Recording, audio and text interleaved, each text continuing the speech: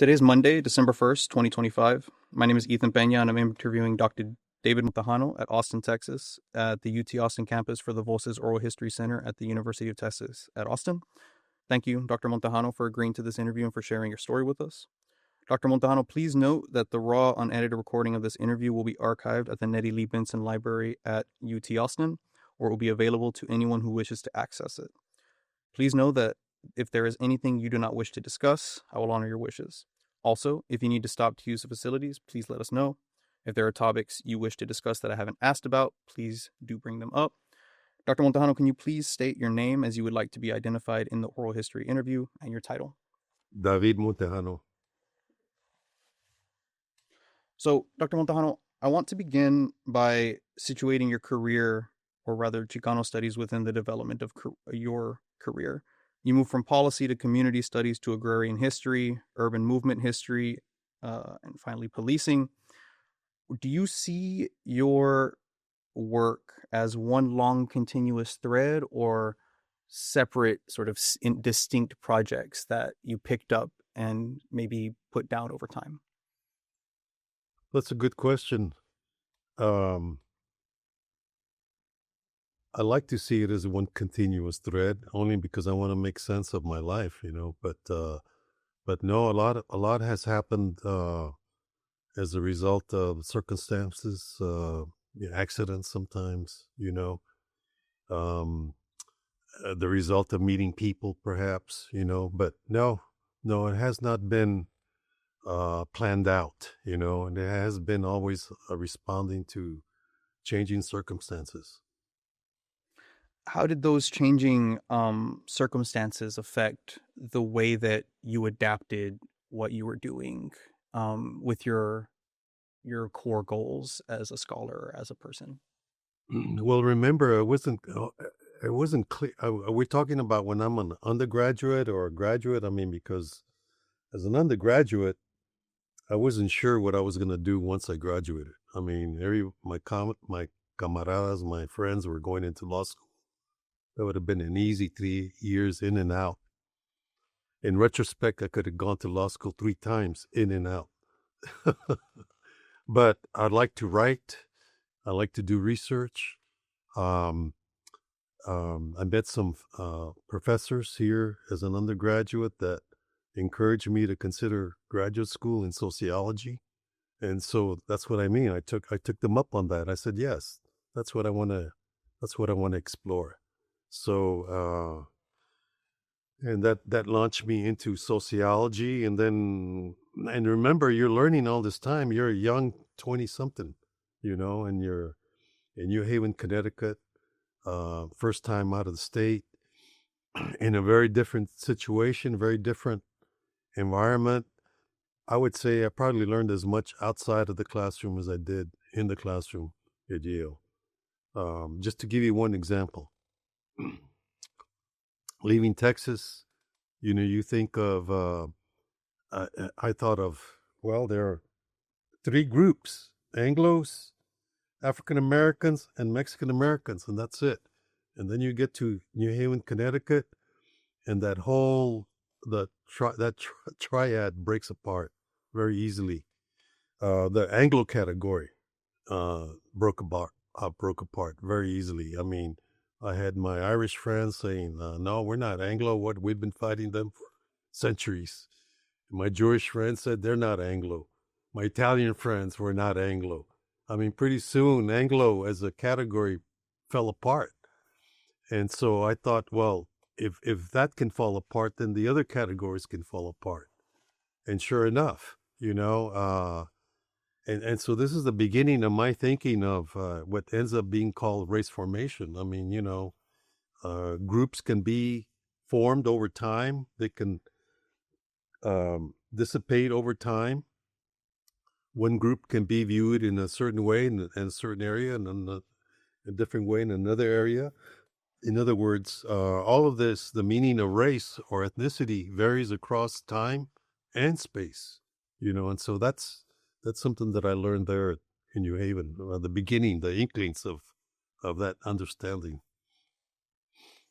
You mentioned professors teaching new things, being introduced to new things.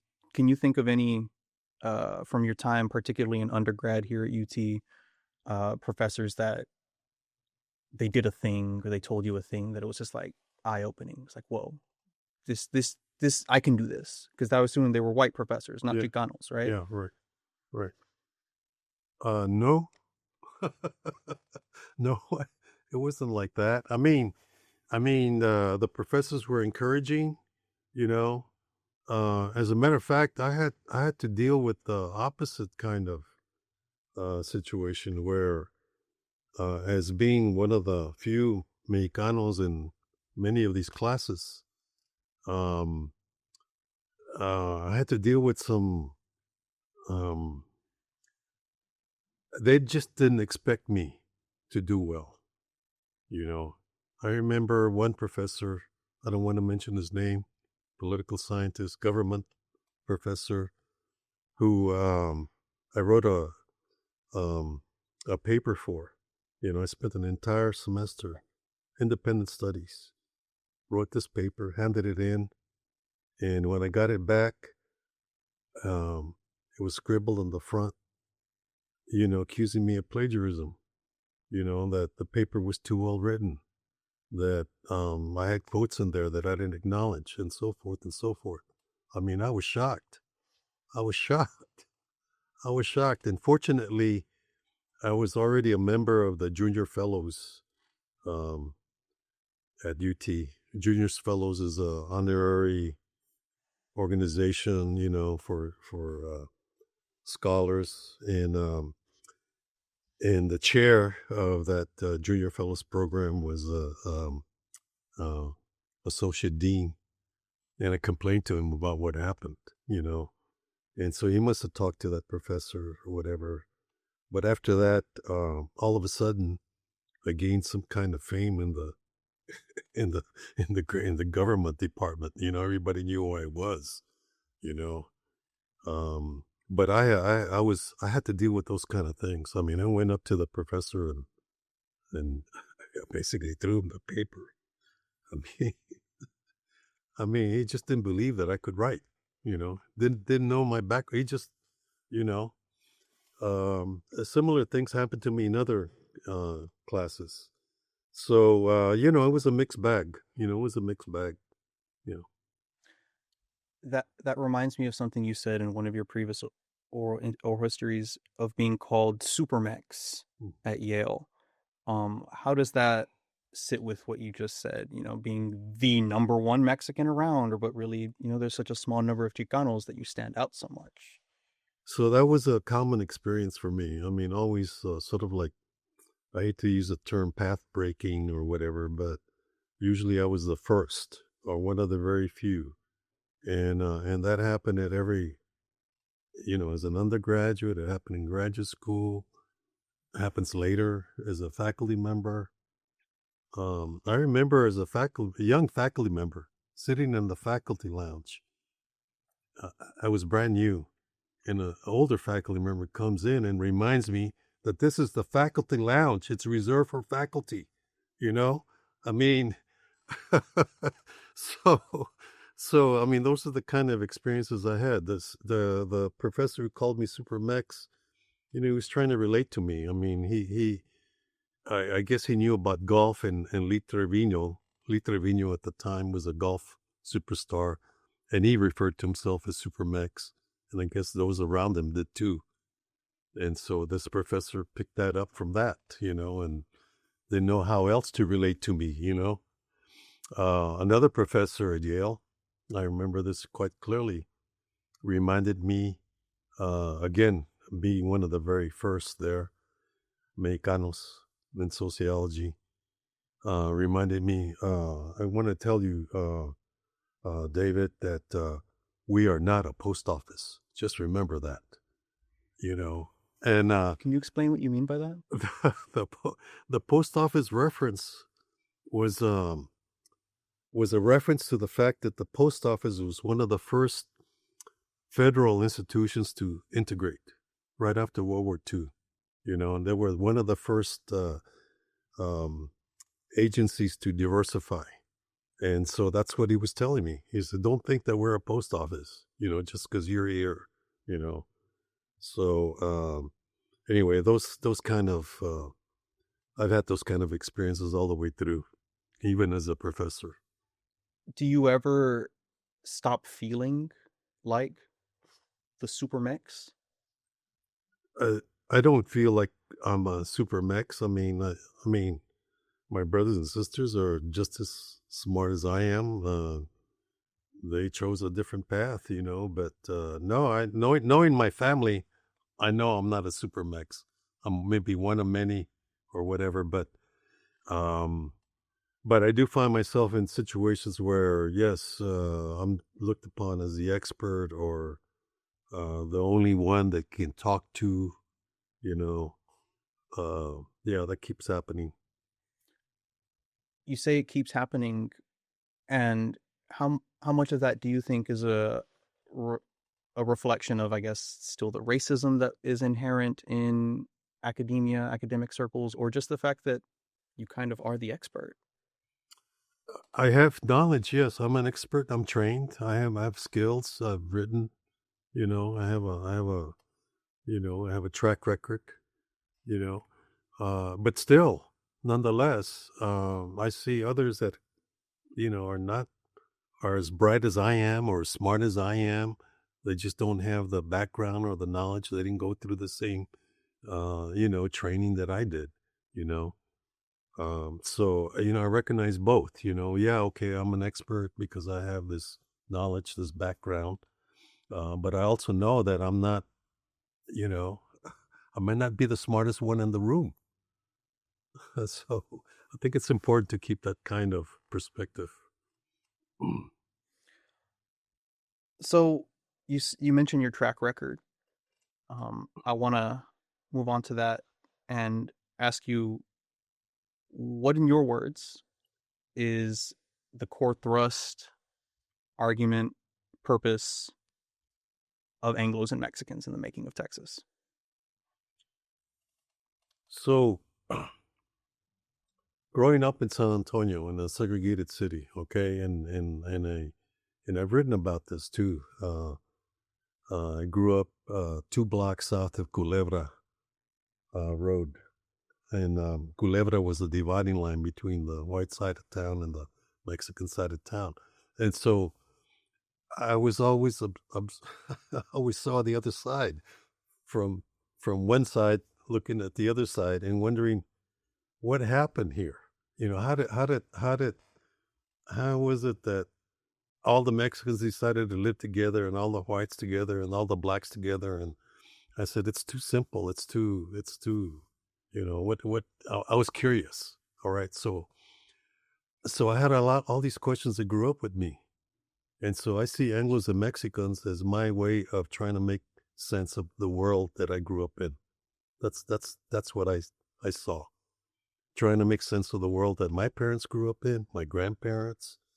Yeah, that was it. That was the fundamental uh, impetus, trying to resolve, trying to figure out what what world it was that I grew up in. Do you think you accomplished that for Yes, yourself? yes, I think I satisfied my questions. It took me 3 books, but I think I answered the questions I had. There are other questions that keep coming up, of course, but in terms of the ones that drove me, yes. Speaking of questions that have come up, you've mentioned twice now, when you were at Yale, and just now, your childhood in San Antonio, African Americans, and there being a sort of tripartite group, black, Uh, white, Mexican. mm, But the book is called Anglos and Mexicans mm, in the Making of Texas. mm. Was that something you consciously chose to not explore? Were the sources not there? Why is it not Anglos, blacks, and Mexicans in the Making of Texas? Well, I mean, actually, Neil Foley came up later, and I don't know if Neil will acknowledge this. Well, he has to me, but he sort of took up the baton in that regard. But he was looking at Central Texas, and where there are, in fact, significant number of African Americans And the area that I was interested in was really the greater border area, which is predominantly Mexican and Anglo. They're hardly African Americans don't constitute any significant populations. Now, that didn't mean that I didn't look at the way African Americans were treated in Texas or in the South, and as a matter of fact, all the way along, I'm drawing comparisons, even though they don't necessarily come out in the book. In my thinking, I'm always looking at that, and so you'll notice that in one of the chapters, I talk about Jim Crow, Jim Crow for Mexican Americans, and so that clearly is a recognition of segregation as being practiced and honed with African Americans and now being applied to Mexicans. That's the way I saw it. Oh, yeah. So then is it possible to tell Mexican American or Chicano history without building on or incorporating African American history? I don't think so. I don't think it's possible. I mean, if you want to understand what racism is about, you have to consider the African American experience. No question about it. Also, Native American. Not just African American, but Native American. So, Mexicanos are just the latest group to fall into this whole race trap. So you mentioned Neil Foley's White Scourge. Mm-hmm. What subsequent scholarship has confirmed, challenged, built on Anglos and Mexicans, like ones that really stick out to you as like this is picking up questions I raised, or this is in my genealogy or whatever? Well, of course, Neil's work. There were others. There's a book in Arizona, called Anglos, Mexicans, and Indians, I believe. And again, that follows directly from Anglos and Mexicans. It's an extension, obviously, and an application to different parts of the Southwest, which is great because that's what I hope would happen. I'd hope that my analysis in Anglos and Mexicans then could be carried out in different parts of the Southwest, in particular New Mexico and California. So I've seen that happen. And then of course there's been a lot of recent books. Oh, I say recent. I mean in the last, since Anglos and Mexicans, many books have talked about the troubles in the valley. You got Ben Johnson, for example. You have Monica Munoz, others, who have picked up on what happened in the valley in the early 20th century, which I talked about in terms of a transition. But they focused on what actually happened during that period and have advanced our understanding of that period. Speaking of advancing, and those extra works, what holes do you think, even with the new works that have come out, what holes are left to be filled that Anglos and Mexican left in borderland scholarship, Mexican American scholarship? What do you think is the? I don't think. All right, so I don't think I didn't have the information. First of all, I mean, I used the data I had were the interviews that the main source of information were from the Paul Taylor interviews, and so and those were great interviews. They were like a lens into the past. I mean, my God, that's what really got me going, because I thought, now here I can answer those questions that grew up with me with this material. But Paul Taylor, for example, didn't interview many women. I mean, again, you understand the limitations of doing research when you're out in the field and who you're talking to. He didn't interview many women. Gender didn't enter into his analysis, and nor did it enter into mine as much. I was really interested in ethnicity and race, not, gender comes up later. and so I explore that in Quixote's Soldiers, which follows Anglos and Mexicans.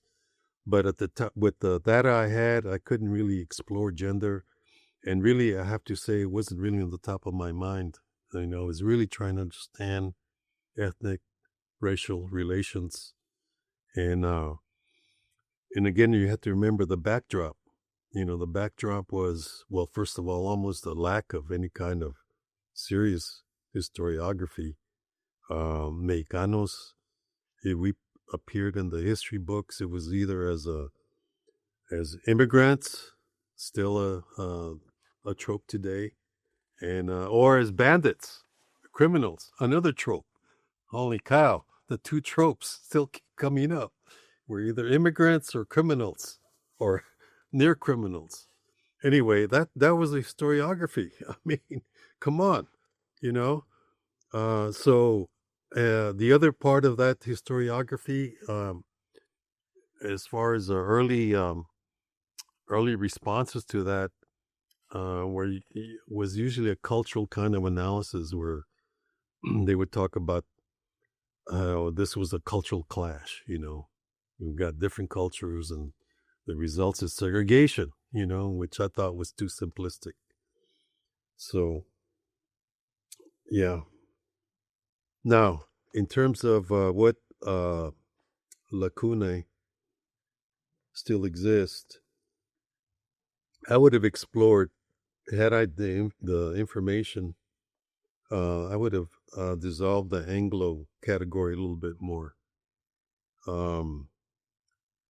Many of the merchants that serviced the Mexican-American population were Jewish, for example. And so they themselves were a marginal population within the larger white category. But I didn't have that kind of information. So, yeah, gender, a more exploration of ethnicity. Maybe I could have explored more the mixed status nature of Mexican Americans, and how we have talked more about immigration. Those are the kind of things that maybe I could have, touched on a little bit more. But given what I had, I feel pretty good about Anglos and Mexicans. I mean, it was a start, and it was a break, a look at what happened in a very different way, taking class into account, taking locality into account. I thought those were important things. So you kind of implied this or gestured toward this just now, and you've said this quite a lot in other things, that the literature really just wasn't there on Chicanos and class analysis prior to and when Anglos and Mexicans come out. So how, in your view, did your thesis of succession of class societies and the patterns of Anglo-Mexican relations move beyond that narrative of sort of cultural conflict you're reacting to at the time? Well, once you introduce class, I mean, you got a whole different framework here. Now we're not talking about culture. We're not talking about, how good your English is or whatever. I mean, we're talking about what your material interests are, and then you start looking at, okay, what's the class structure in this particular county? Do you have ranchers? Do you have farmers? Do you have merchants? Are they just farm workers? Cowboys? What are we talking about? And you start looking at the relations between, say, ranchers and cowboys being the workers, right? Their labor. What's the relationship there? Is it a paternalistic one, a semi-permanent one? What about farmers and their relationship with farm workers? Turns out they're migratory labor force. Well, that's a very different kind of relationship they have than the one that ranchers and cowboys have, and so forth. You take it on from there, and of course, you're reading other literature that I don't necessarily discuss in Anglos and Mexicans, but I'm reading other literature that talk about class relations. I'm reading literature that talk about the South. I'm reading literature that talk about Western Europe and transitions from feudalism to capitalism, things like that, So all of that plays into it. But of course, you modify your, you know, you modify everything according to the information you have. It's grounded. It's got to be grounded. So you mentioned things you were reading. Just for the sake of, I guess, influence, what were some of the things that you read and you're like, this is it, this is something I'm adapting, this is useful for me, etc., like key influences there? Well, Barrington Moore Jr. Was a book that he wrote, Democracy and Dictatorship, Lord and Peasant and the Making of the Modern World. And that was a book that I was familiar with as an undergraduate here, that I really liked. And I carried that on to, I kept reading it in graduate school. And I was fortunate to have a student of Barrington Moore on my dissertation committee, Stanley Greenberg. And Stanley Greenberg wrote his own classic work where he integrates race. And I think race and state in capitalist development, I believe. I'm not sure about the title anymore. But anyway, it had he had a profound influence on me. I mean, because he's basically trying to incorporate race into Barrington Moore's analysis, and he's looking at the South, and he's looking at other places around the world. But and obviously I said, man, how can I take this and apply it to what I'm doing here with Texas? So no, those are direct influences. There's other literature too. I mean, there was a whole literature around the transition from feudalism to capitalism, where the merchants were the main actors that are responsible for the transition. Was it an internal stimulus, or was it external? Because there was trade coming in, and all of a sudden that changes things. Well, those are relevant questions that I could apply to Texas. So that process of adaptation is one I'm very interested in, where there was not the scholarship about or even by Chicanos at that point. So you had to look abroad, right? Literally. Right.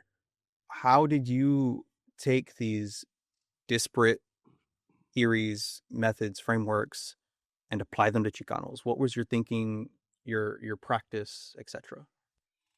Well, first of all, you have to understand that it was not like an immediate kind of thing. I mean, one of the first graduate classes I was teaching at Berkeley, and this is in 1975, 76, were seminars where we talked about these things. I mean, we spent an entire semester talking about transitions from feudalism to capitalism, and then applying it to Latin America. For example, the hacienda. What is the hacienda? Is that a feudal institution? Is that a capitalist institution? Well, then we had to grapple with those kind of questions. And the answer was the hacienda was a pretty interesting, resilient institution that would produce for the market when there was a market. And when there was no market, it would close up and become insular and self-sufficient. And so, very interesting. Can we apply that to South Texas? What about the ranchers? The ranches, were they insular? Were they, oh, there's a need for cattle, for meat. Oh, and now you have cattle trails. Oh, from South Texas all the way up to Kansas and further north. That's exposure to markets now. What does that mean? What does that mean for the land in South Texas now that you have a market? Oh, all of a sudden land becomes important, cattle becomes important. People enclosing their water sources, that becomes very important. Oh, does that set off conflict? Sure it does. So you see, it for you go from one question maybe you have an answer and it leads to another question and so forth. And yeah, it's a very, very, I don't know, exciting process to me. Well, that there kind of illuminates, or I guess shows the illuminatory power of a class-based analysis. Yes.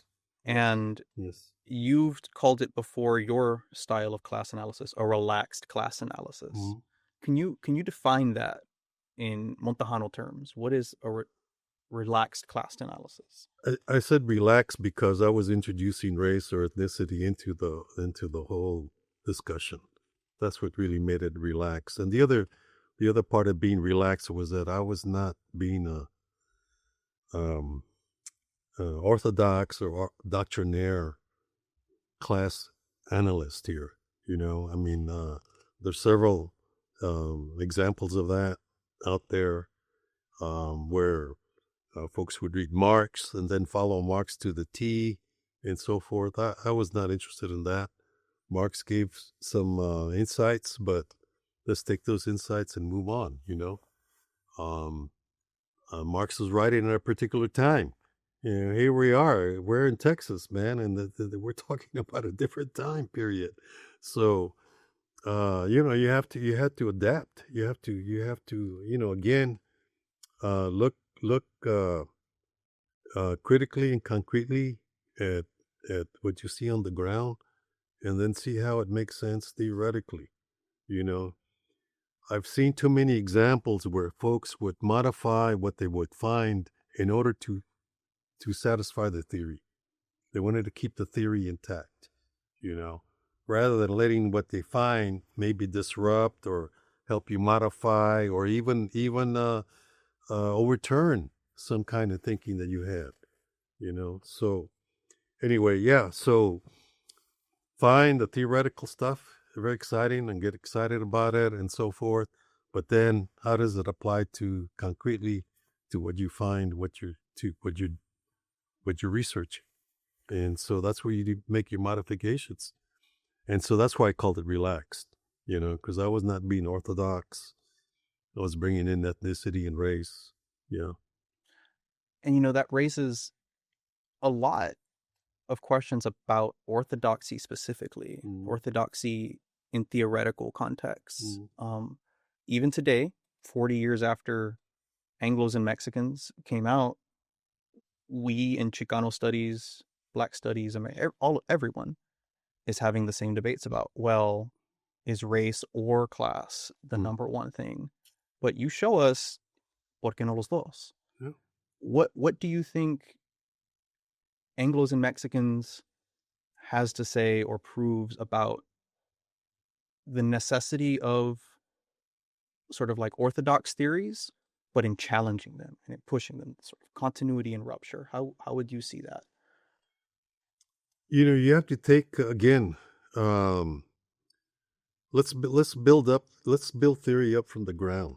Let's go from the ground up, not from the top down. Okay, it's good to see what others have done and so forth, but you have to be open to revisions and so forth, and you can't. So that's what I mean. You can't be doctrinaire. I mean, at least that was my thinking.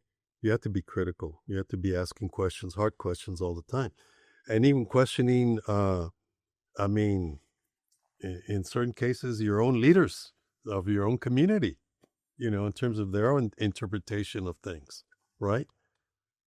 I mean, one of the interesting aspects of our history is how, for most of the 20th century, our leaders, our lawyers, and so forth, wanted to insist that we were white, that we were Caucasian. And the reason they were arguing that was because segregation was only applied to African Americans, not Caucasians. And so the argument was that we're Caucasians, we should be segregated. That was the argument all the way until the late 40s and even into the 50s, right? And then there's a shift. All of a sudden, we Mexican Americans will say, wait a minute, we're not Caucasian. I mean, we're mixed. We have a lot of native blood. We have some African blood. We're definitely not Caucasian, you know, and so there was a big shift, fundamental shift in our thinking of who our identity was, and in part it had to do with in response again to the changing legal definition, of what a race is or what's possible. I mean, Brown versus Board of Education had a profound impact on Chicanos, you know. So anyway, but then with the Chicano movement, definitely, I mean, after that, I mean, no way were we considering ourselves Caucasian. We were not Caucasian. We were Chicanos, whatever that was. and in sociology, one of the axioms of sociology is that race is a social construction. All right, it's a social construction. It doesn't make sense biologically. It's a social construction. So if it's a social construction, well, then, my God, then, okay, so we're going to construct ourselves as a distinct race. We're called Chicanos. Yeah. Anyway, yeah. That's So, Chicanos and class, calling ourselves Chicanos, how do you think Chicanos themselves as Chicanos, but also Chicanos within Chicano Studies, how is the class analysis? Like, strictly, paying attention to class or even just keeping class in the air when you're discussing. How has that developed since your relaxed class analysis model? Well, I don't know if I can answer that question. I mean, others would have to look at the literature. I guess I'm going to be finding out some more pretty soon in February. I'm aware of a few, like I said, Neil Foley and others.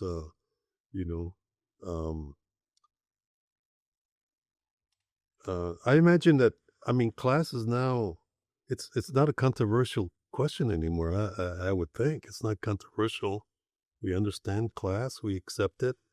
And it's one of the major categories, along with gender, sexual identity, and so forth. I mean, but remember, class was not at the top of our analytical, lens when we back in the 60s. I mean, at least it's when we're talking about Mexican Americans, it was not. It was culture. It was culture. So I think classes now, I mean, we just sort of take it for granted. I mean, it's a fundamental part of our analysis, I would like to think. So then what do you think is the,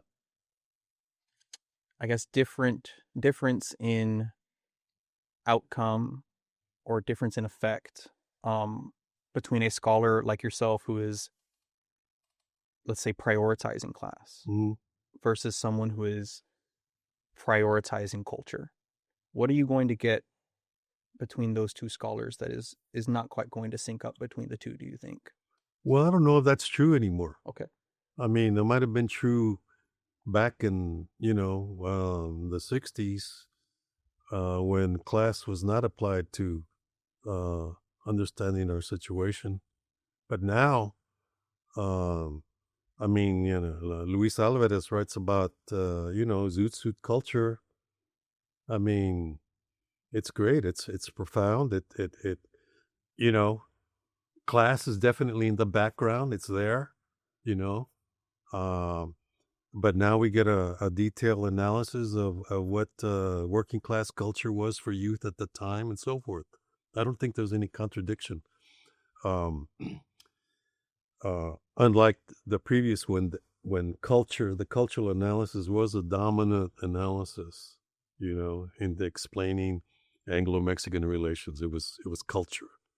I'm thinking of the Cluckhone, the Cluckhones, the anthropologists who came and looked at and studied us back in the 40s and in 50s, and it was in South Texas, New Mexico. It was always culture or value orientation. We were past oriented. We were, again, the mañana spirit. You were past oriented, where we don't have the kind of future time orientation that Anglos do. And there, ergo, the argument, that's where the conflict comes. You know, there was no class analysis here. Well, now we can talk about culture and attitudes and so forth, but understanding class is a big part of all this. I find it fascinating that the reference that you used for someone who integrates class and culture was in fact a student of yours. So that kind of shows the impact that Anglos and Mexicans had in establishing that analytic. Yeah. To that point, has that book, Anglos and Mexicans, had the afterlife reception or impact that you hoped for or imagined? Well, I wasn't from the at the time I'm writing, I'm not thinking in terms of trying to make an impact or anything. I'm trying to answer questions I have, and I'm trying to finish a damn dissertation, and then turn it into a book. I mean, it's a very like, hey, I want to get tenure, I got to get a book out. I gotta, you got that going on, folks are saying, you have enough, get it out, and I'm stubborn. I said, no, I got to do the 150 years. I can't just do 30 and so forth. And, so no, I wasn't thinking about having an impact. I'm glad it did. It's saved my career, I have to say, I don't know if you know what happened. So I'm in sociology at University of New Mexico. I'm an assistant professor, and I had already been at Berkeley, and I already put in some years at Berkeley as an acting assistant professor, and I had then been a lecturer at UC Santa Cruz for 2 years. So I already had put in some 6 years of teaching at the university level when I'm an assistant professor at the University of New Mexico. However, my faculty, my colleagues saw me as a newbie or something. I don't know. I didn't see myself like that. But in any case, my book comes out, History, my Anglos and Mexicans, and I go up for tenure. I mean, this is it. I'm following the protocol. And I got turned down for tenure. I was shocked. and I was stunned, really. And it was clear that my colleagues in sociology, I'm in sociology at this time, didn't understand what I had done, what I was doing, maybe didn't understand what historical sociology was at all, And I think that's true. I mean, I think that's the only way I can explain being turned down for tenure. But what happens is that a few weeks after being turned down, word gets that I received the Frederick Jackson Turner Prize in American History, which is a top prize for the first book. And then other awards start coming in. And of course, my colleagues in the department were embarrassed. They would avoid me in the hallways. The chair asked me to ask the faculty for a revote, which I refused. I mean, I said, the book hasn't changed, man. It's the same book. Anyway, that happened, and it's an indication that sociologists didn't understand what I was doing, or didn't understand what the historical enterprise is all about, But to end that story, as a result of the awards, I'm now getting calls. I'm not even applying. I'm getting calls. I got Ann Arbor, sociology called now. Ann Arbor still had a very active historical sociology program. And then the University of Texas History Department calls. And it was between those two institutions. And I ended up going to Austin, be closer back to my family and be back in Texas. And that's where I was for the next 13 years. You flag that initial rejection by sociology, sort of writ large, right? Your sociology department said, no, this isn't, we don't get this. Yeah. And then immediately you're picked up by historians. Yeah. Historians get it. Yeah. And it seems 40 years out that historians have really been the field, or history has really been the field that gravitated towards Anglos and Mexicans, or that it found the most fertile soil in. Why do you think to this day that it's just found its place in history and not sociology, when so clearly you were a sociologist using sociological methods that wrote a historical sociology? It's kind of stayed with history. Well, I think it has to do with the development of the fields. I mean, historical sociology used to be a pretty dynamic subfield within sociology. I mean, Barrington Moore Jr. was a good example of that. I mean, a Harvard professor, so forth.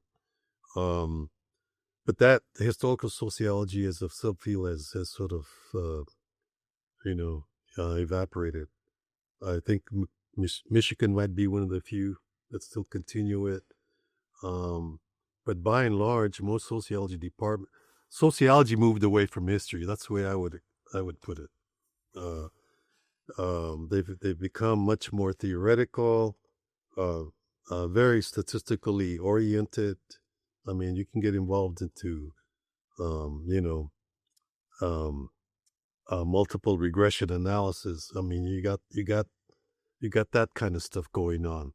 It's like sociology wants to become. They consider empiricism to be grounded in statistics. Maybe that's not fair, but I think that's the way the field has gone. So sociology, I saw, moved away, not.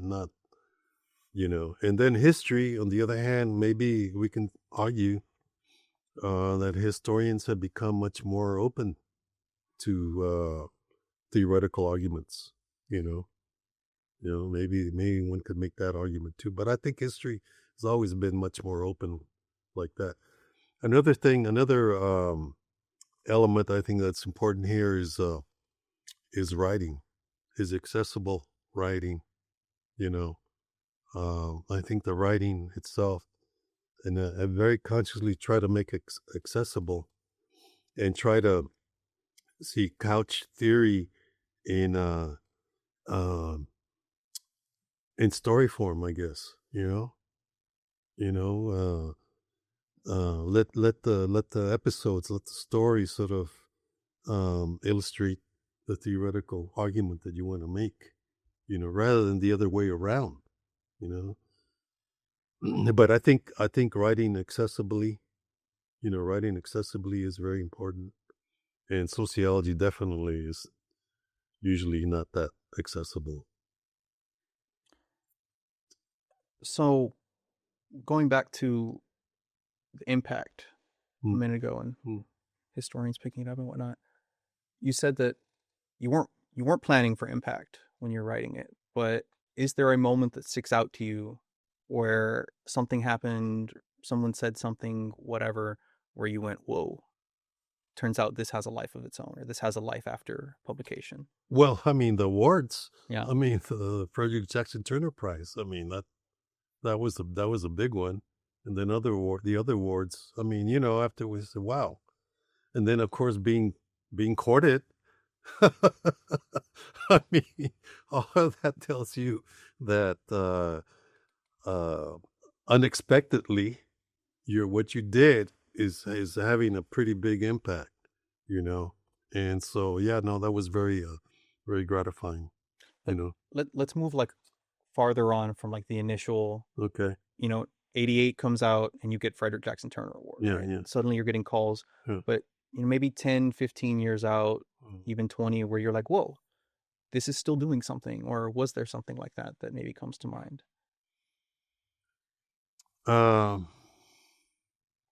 Not really. Again, um, Neil. I keep thinking of Neil because I helped recruit him to the department, and he was pretty explicit that he was following up on what I was doing, you know, and I didn't and the classes I taught here, you know, one of the things that I enjoyed about being in the history department, being a sociologist in the history department, was that I had a free run, man. I had a free run. I was not overlapping or conflicting with anybody. Usually when you come into a history department, you're what field are you at, what period and what area, we already have a Europeanist who does, whatever, the medieval period or whatever, I wasn't doing any of that. I was actually, one of the classes I enjoyed teaching, graduate seminars, was theory, applying sociological theory to history. And that's what we would do, and that was extremely enjoyable to me. So yes, I saw, again, as a result of the classes, you had a couple of folks look at the troubles, in South Texas, things like that. Um, um, One student, Elliot Young, started doing binational. Well, he was already interested in that, but transnational history. I think that comes in a little bit from Anglos and Mexicans as well, So, So if you could rewrite Anglos and Mexicans at your age, with everything that you know today, right? To um, not to make a different book, but to make Anglos and Mexicans again, right? What would it be? How would you do it? What do you think you would add in order to keep the spirit of Anglos and Mexicans, but bring it into today? well, I don't know if I don't know what I could have rewritten. Given we would need um, a, a different source of information. Again, unless you and I think we've by the way, have uncovered many more since then. Many more papers, many more, you know, John Weber, for Yeah, example. can you be specific about like collections and archives that you're Well, no, I referencing? can't. I, I can't be specific. I just know, like, for example, I'll read as John Weber came across a collection that didn't exist before. That certainly was not available to me. There are other collections. The Utiria, for example, the descendants of the Utiria family written a book, and so forth. And he appends letters at the end of the book. All these are sources that did not exist at the time. If the sources permitted a gender analysis, I would have introduced that, but that was not the case then. If the sources would have permitted a more finer analysis or breakdown of what Anglo meant, I would have done that, because as we know, there's more diversity there, but it's all, collapsed under the rubric Anglo. Just like same thing with Mexicano or Mexican American. That also contains a lot of diversity. And so those are, I would have paid more attention maybe to immigration. Um, you know, yeah, but no, essentially I'm happy with what I did. I think if I have to rewrite, I wouldn't rewrite. I have to keep writing, though. So the core thrust, even if you had the opportunity to add all these sources you've come across since then, Anglos and Mexicans, argument, purpose, does it stay the same? It stays the general argument, the outline, the way I have it stays the same. The way the parts that transitions, all that. I could see gender being incorporated into that if we had that kind of information. I mean, other than Ruth Allen, who wrote a piece, we don't have anything like that. So I don't know how that could be recovered unless, again, the more archives have shown up since then. Now, let me give you an example of, and this would get into, I don't know, we'll be able to talk about it now, but at Berkeley, we had a group called CHPEC, the Chicano Political Economy Collective, who was very, very important. And I'm happy to say that stemmed out of my seminars, because the seminar was over and the students wanted to keep going and I wanted to keep going, and we kept going. And we organized our own seminar, basically. I mean, we weren't getting credit for it. I mean, we were just meeting on a weekly basis, a bi-weekly basis. Every 2 weeks we'd meet, and we were all presenting our ongoing work. Tomás Almiguer was part of it. Mario Barrera was part of it. I mean, and remember, we're all young at this time, and Felipe Gonzalez was part of it.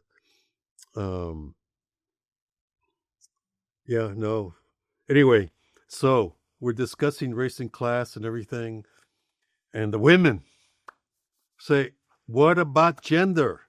What about gender? Right? And so we started to incorporate gender, but you have to think of the times at the time. The mujeres were not satisfied. They wanted to talk about gender. They wanted to explore gender, and they didn't think that they could do it in our presence. I mean, they wanted their own group. And so they stopped going to CHPEC. I mean, they formed their own group called Mujeres en Marcha. Mujeres en Marcha, and so CHPEC, basically, we said, okay, well, that's it. We CHPEC finally stopped meeting, and then I was no longer there, so that was a big part of it. But Mujeres en Marcha, correctly raised the whole question about gender. Where does gender fit in? Well, so obviously, in my subsequent book in Quixote Soldiers, I was very, very much aware of that. And gender is a big part of what I write there, As a matter of fact, I talk about intersectionality, which comes out of gender studies. So, the way I approach, like when you ask me, would I rewrite Anglos and Mexicans? No, I wouldn't rewrite Anglos and Mexicans. But if I'm going to keep writing, I'll incorporate, gender. I'll incorporate all these other major elements into the discussion. I have to write. I understand. Anglos and Mexicans ends in 1986, so a lot has happened since then. So I feel obligation to answer that question. And I want to flag that. I will ask you to explain what you think might be added to that narrative if we were bringing that narrative up today. But I want to ask about two things that you just mentioned, and you can answer whichever one, and then I'll ask the next one afterwards. But I do want to talk about CHPEC because I think that's an under discussed element of your scholarship and the arc. What was CHPEC? where was you gave a little bit of the influence, or rather the inspiration there, but sort of intellectually, who was inspiring y'all? I know that it was published by the Fernand Braudel Center. Mm. How did that influence what y'all were doing? And if you could you go in a little bit into the article that you wrote for that? My favorite thing you've ever written, is Texas bigger than the world system? Oh, And then the other question, and you can answer whichever you want first: who taught you about gender? Where did you start? Like, you know what? Who started helping you make sense of gender? What started helping you make sense of gender? let's talk about Chapek. So, Chicano Political Economy Collective. That's important. Political Economy Collective. So you can see when we're trying to, we're of course already moving beyond culture here. I mean, So yeah, we wanted to bring in politics and economics, into the picture. Class, politics, all of that. Um, and then within that broad rubric, there are many different approaches. There's a world systems approach, for example, you know, um, which of course emphasize external economic relations and so forth. But anyway, no, we explored all of that. We explored the world systems. We explored we got more into some of the class analysis. That I'm trying to remember beyond Barrington Moore, and we had several other. There was the feudalism capitalism debate. You might think that's. I mean, it was sort of esoteric, but you can see how that was important for me. I was trying to figure out how to make sense of transitions. How you went from one to another. And how that transition was. That transition due to an external cause, or was it internal? And so forth. And a lot of these questions, by the way, end up being academic questions, because you find both. You find internal and external. I mean, so anyway, yeah, no, we were examining all of these. I mean, we were reading stuff that didn't have anything to do with the Southwest, and then trying to apply them to the Southwest, So, and then we had different. Tomas Almaguer, for example, at one point was into world systems. I was critical of world systems, as you know, because I mean, not. I didn't want to throw out world systems. Don't want to throw it out, but I thought it became a very, very popular approach, and folks were then. And what oftentimes happens when you have a school that becomes very popular, everybody wants to explain everything from that one singular approach. So it was world systems, and he had categories about, periphery, semi-periphery, and so forth. And then you're trying to locate, well, is South Texas periphery or semi-periphery? And so to me, that not the way, again, goes against the way I think. You go from the ground up, not theory down, ground up. So, and that was the point in my article, is Texas bigger than the world system? I saw the world systems as using a telescope, which I thought that's good, it's important. But I wanted to point out that a microscope is also valuable and can yield insights that sometimes a telescope can't reveal. So that was the point in that article. So and it ends up, and much of the information was part of Anglos and Mexicans. But So before we move to that question of gender, is the world system analysis, is those questions of transition from feudalism to capitalism, these political economy questions, really, yeah, are they still as necessary today as they were in 1987, or I guess 1980, when you were writing "Is Texas Bigger Than the World System"? Or have we moved beyond questions of political economy? Should we be worrying about different things or de-emphasizing political economy or whatever? Oh no, I don't think so at all. No, no, no. I think political economy is important. It can be. I mean, it's not a either or kind of thing. It's not either or. I mean, uh, political economy approach is important. A cultural approach is important too. I mean, they're no longer. It's not one or the other. They can inform one another, and so forth. Um, what? Let's apply political economy to what's going on today, or culture. You know, I mean, what is going on today? So yes, I would then I would I would I would gather all the information here. Political economy, all right.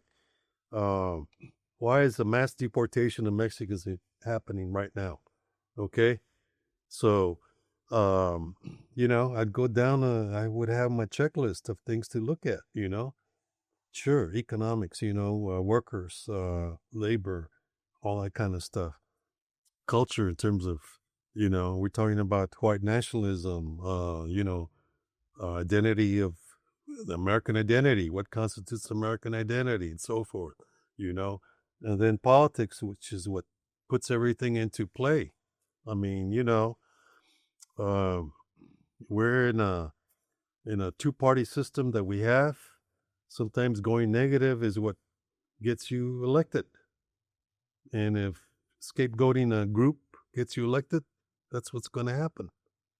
So all these politics, economics, culture, it's a nice, rich mix that we have to work with. Thank you. So back to the question of gender. Yeah.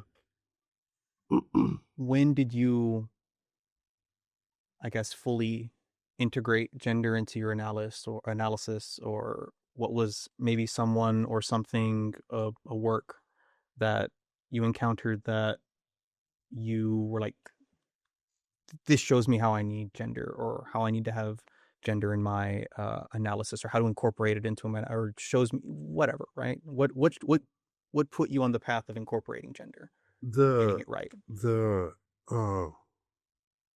Well, again, what is the information? What data do you have? What's your information basis or your source basis? Sure, gender is important. The women make clear. I mean, it was very clear. Gender is what. I mean, we were being asked. The women were asking the guys. Hey, where's your gender analysis? Woody, blah blah blah, and so forth. Okay, so you don't need to be pounded on the head too many times to understand, this question. All right. With Anglos and Mexicans, I had there was. It's not like I ignored gender. It was there, and I ignored it. It just was not there. Whether you could now go back and dig something out, it would be interesting. I'd like to know what kind of archives or sources. But at that time that I was doing it, that was not possible. But for the Quixote Soldier book, which followed, and which, by the way, was my original dissertation, gender was there right from my sister was the one who introduced me to the berets. Gender was going to be in there, but I didn't know how at the time. And actually, like I said, I put away that initial dissertation topic because the Chicano movement was falling apart, and so I never really got beyond, some basic stuff. I collected a lot of material, but never really wrote it up. I did write one chapter up that I'm embarrassed about that I hope you never find. Could you tell us why? You don't have to tell us the details, but what is it that you're like? It came out in Aztlan, man. Okay. Oh my God! It was when I was still doing I had not abandoned the the beret dissertation, the Chicano Movement dissertation. I was still trying to do it, and I wrote this. What do they call it? Interaction analysis. With arrows and stuff like that, and how many arrows are pointing to the leader. All these arrows are pointing to the leader. Dynamic was a dynamic analysis that Stanford sociology is very famous for, by the way. Anyway, that was like, and I did that, and I said what, and it was called quasi statistics. Okay, quasi statistics. And you're trying to figure out who the influential person is and who the maybe second influential, and it was so ridiculous. It was the kind of stuff that I said, this is terrible. I know who the leader is. They all call him the jefe. What do I need to do this kind of thing with arrows? It's ridiculous. Oh my God, I'm so embarrassed by that piece. I don't even put it down in my resume. That's pretty big. So it was really bad then, in your opinion? It's bad. Yeah. It's bad. It's sociology. I mean, it's bad. It's bad. I guess. I'm glad I did not continue in that vein. I mean, I'm telling you, I was having a hard time, and then fortunately the Chicano movement was evaporating. So then I just said, it's not going to go anywhere, And then also the contradiction of, I sort of talk about this in Sancho's journal, when I sort of reviewed everything. But I also felt weird, this is a Yale committee, professors that be talking to them about the berets and their culture, and I mean, it's sort of like exposing dirty laundry, to these. And I said, what am I doing? And then you're going to write this up, and then others are going to take it up, and knowing the status of our status at the time, or the literature status, anything you wrote could be picked up and stereotyped right away. So, man, this is Montejano. He's talking about this group. They're just like all the other youth. I mean, that's the kind of stuff that, if you read the literature, Celia Heller, all the other literature that was coming out about Mexican American youth, it was pretty bad. It's pretty bad. And I could see how what I was doing would contribute to that, rather than, have the opposite kind of effect. Anyway, so no, gender, I mean, I certainly was aware of it. I mean, of course, but I didn't have to develop any analysis until later. I mean, I didn't until I got back into doing the Chicano movement, and fortunately, by that time, we had more concepts that we could work with, like intersectionality. Although intersectionality is again, getting back to sociology. I mean, that's an old. We didn't call it intersectionality, but we all knew that we had multiple identities, and which identity was going to be the one that we used depended on the circumstances. We're men. We're a certain age. We have certain religions. We have, whatever. What identity we were going to, or our ethnicity, and so forth. Whatever identity we were going to emphasize at the time depended on the situation, So that's intersectionality, really, really.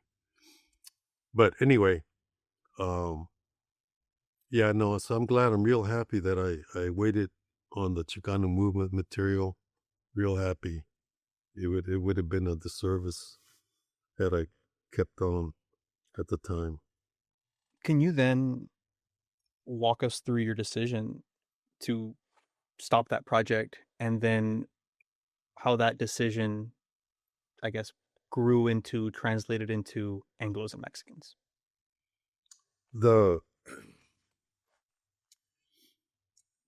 So the Berkeley was sociology, had a pretty good critical mass of graduate students, Chicano and Chicana graduate students, and they weren't. I mean, they weren't fitting well in the department. So sociology, Berkeley sociology, is looking to hire an assistant professor, and they found me. But I was not done. I only had, we only had 2 chapters done. And my dissertation committee yelled, said, "Don't go. You're not ready. You're not gonna finish. It's blah blah blah, all this." But I said, "No, man, I'm going. I hate New England weather. I've been here 5 years. I mean, I can write this in California, and this is Berkeley." And they told me they're not gonna wait. They said it's either,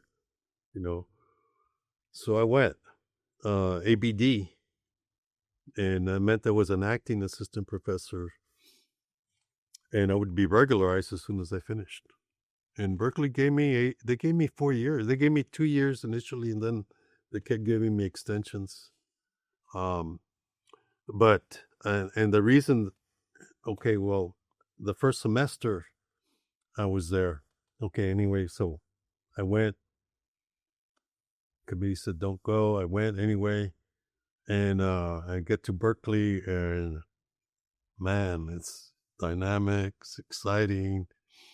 I have, I'm teaching a graduate seminar, even though the students are older than me. And I'm learning as they're learning. I'm assigning reading that I want to read. I'm just maybe 2 weeks ahead of them, but I mean, I know what direction I want to go in, and at some point, and I don't know if I mentioned this to you, but it was that first semester. Okay, so I get there, I'm having trouble with the dissertation as defined, and I meet Paul Taylor. Paul Taylor had agricultural economist, had published most of his work in the 30s and 40s. So I was shocked that he was still alive and on the floor above me. He was on the 5th floor. I was on the 4th floor, right above me. And he was holding office hours still. He wasn't teaching. He had had a stroke. His eyelids were taped to his forehead. But anyway, I started visiting him during his office hours, and we bonded. I mean, got to know each. I mean, I told him I was familiar with his work. He tested me. He said, "Name my book and who published it and what year." And I said, "American Mexican Frontier, University of North Carolina Press, 1934. Boom, man, I was in. And then later he says, "Did you know that I only use 10% of my interviews?" And I said, "No." And he says, "Well, they're all here at the Bancroft Library, right here on campus." And so I started going to the Bancroft Library, and I was hooked, man. By the second semester of that first year, I had already decided that I was going to change my dissertation. And I did. And so that's why you can imagine, I mean, starting from scratch again, basically. I didn't finish the dissertation in order to get regularized at Berkeley in sociology. And then, of course, when I left and then Chapec falls apart, I went to Santa Cruz for 2 years. I finished the book there. I mean, the dissertation there. And again, I mean, I don't want to go into all this, the politics of, but the students, the reason I was there, the reason I was at Berkeley, and then the reason I was at Santa Cruz was because of the students. The students heard about me, they wanted me there and so forth. And so I was there at Santa Cruz, and they wanted me to stay. And I wouldn't have mind staying, but again, they just felt that my time had run out, so anyway, I stuck it out, man. I had, I knew what I wanted to do with Anglos and Mexicans. I had a dissertation that just covered 30 years. UT Press was ready to publish it the way it was. And I said, no, that's not the project. It's a dissertation, but it's not the project. So again, I lost that job, and I took a break, and I came to San Antonio and worked with Willie Velasquez for 2 years at Southwest Voter Registration, and there I finished the book, no longer dissertation, but a book, and I was fortunate because I'm working with Southwest Voter Registration. Mexican American Legal Defense Fund is just down the hallway, and they had all their archives. They were so busy they never looked at their own records. They didn't have time. They were activists. They didn't have time to analyze what they had. But I'm there. And so I started going through their archives, through their papers and reports and everything. And that enabled me really to finish Anglos and to make it 150 years. Because I had it up to 1936. And so it was going to be a 100-year thing. And then I said, no, got to bring it up. And the archives there at Southwest Voter let me do that. Last 2 chapters I wrote there while I was in San Antonio. So then I knew Southwest Voter was they were always on soft money. It was not a sure kind of stable thing. I re-entered academia, went to the University of New Mexico as an assistant professor. And that's, you go through put your manuscript in, the book finally comes out. And like I said,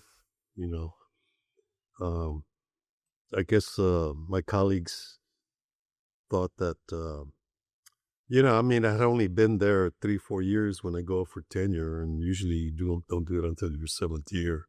See, so they thought I was maybe being a little brash or uppity or something. I don't know. That's the other side of being a supermax.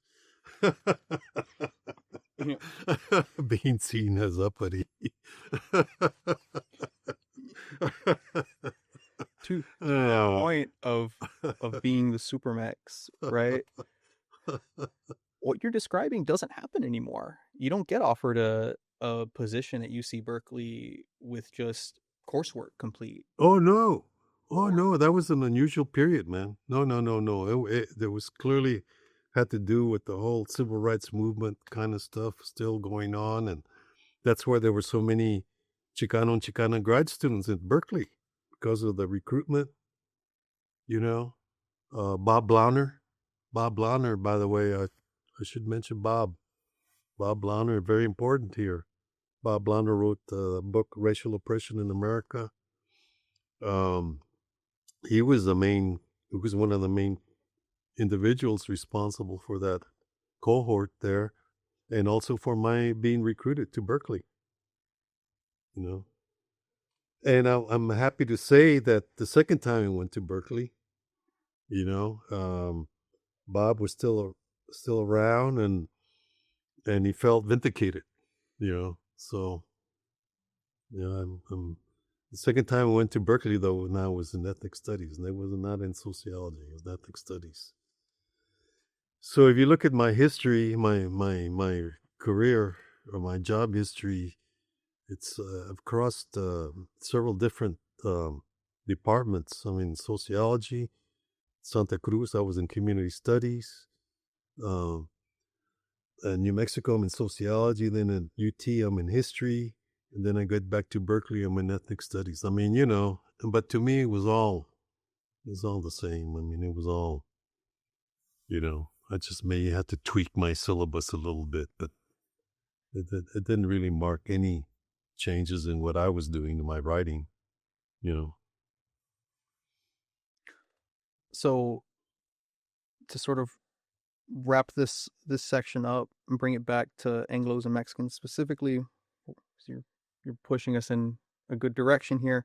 But if you were to bring the narrative to from 1836 to 2026, what's in between 1987 and 2026, do you think, in terms of these are the key things we've got to use to explain this analysis or add to this analysis or whatever?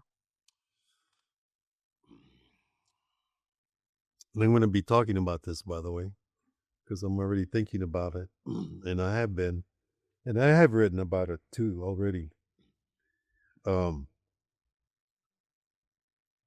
think we didn't really fully appreciate the anti-Mexican sentiment in this country. I think we always, like, for example, when we looked at migration, we always talked about push and pull and so forth, and sort of looked at it in terms of economic terms, and in a sense, de-emphasize the racism that was behind that. I'll give you an example. In the 1920s, at a time when when Eastern European and Southern European immigration is restricted, those folks wanted to include Mexicans. Well, the Mexicans were not included. They were excluded from the restrictionist immigration stuff at that time because of the political power of the growers. The growers said, no, we need our labor. We need our labor. The growers in the Southwest, the growers in Texas, in California. We need this cheap labor. Okay. That's the way that was interpreted. But that didn't mean because the growers wanted Mexicans as cheap labor didn't mean that they weren't being racist. I mean, it was just that their racism was, we have no trouble with Mexicans. We can control them. We'll keep them on the farms, make sure they don't go to the cities. We'll pass laws restricting their mobility. I mean, that was sure, it was their economic interest, but racism was still very much a part of it. Anyway, so I think that trope has never really been fully explored, or at least acknowledged. Since the beginning, and I think we're still dealing with that, where Mexicans and Mexican Americans and Latinos in general are trying to establish their citizenship in this country. That we belong here, that we are part. I think obviously that battle is still going on. So I definitely would talk about the culture of racism. Economics, certainly, I'd bring that in, and politics. This is all politics. Again, I as a matter of fact, in when I talk about what's happened since 1986, I'll be starting with what happened in California in 1994 with Proposition 187, and the lessons of that. Proposition 187 was an anti-immigrant proposition that passes with 60% of the vote in California, supermajority vote, really, and it was shocking because if you think of California as being liberal, well, this definitely demonstrated a different side.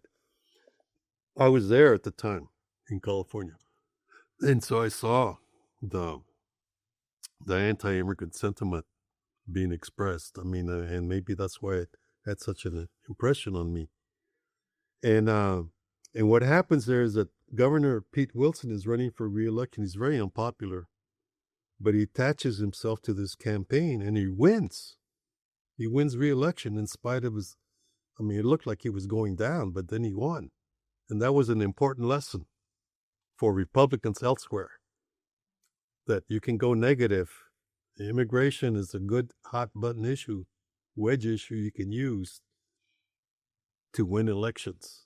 That was the other lesson, though. There was another lesson that was to the Latinos in California, and that was We better get our act together. We better register and vote. We better do citizenship campaigns. And they did. So you got the same episode, same election, two different results, two different lessons, The Republicans in Texas were paying attention and they saw what happened, And that's how I'd explain what happened in Texas.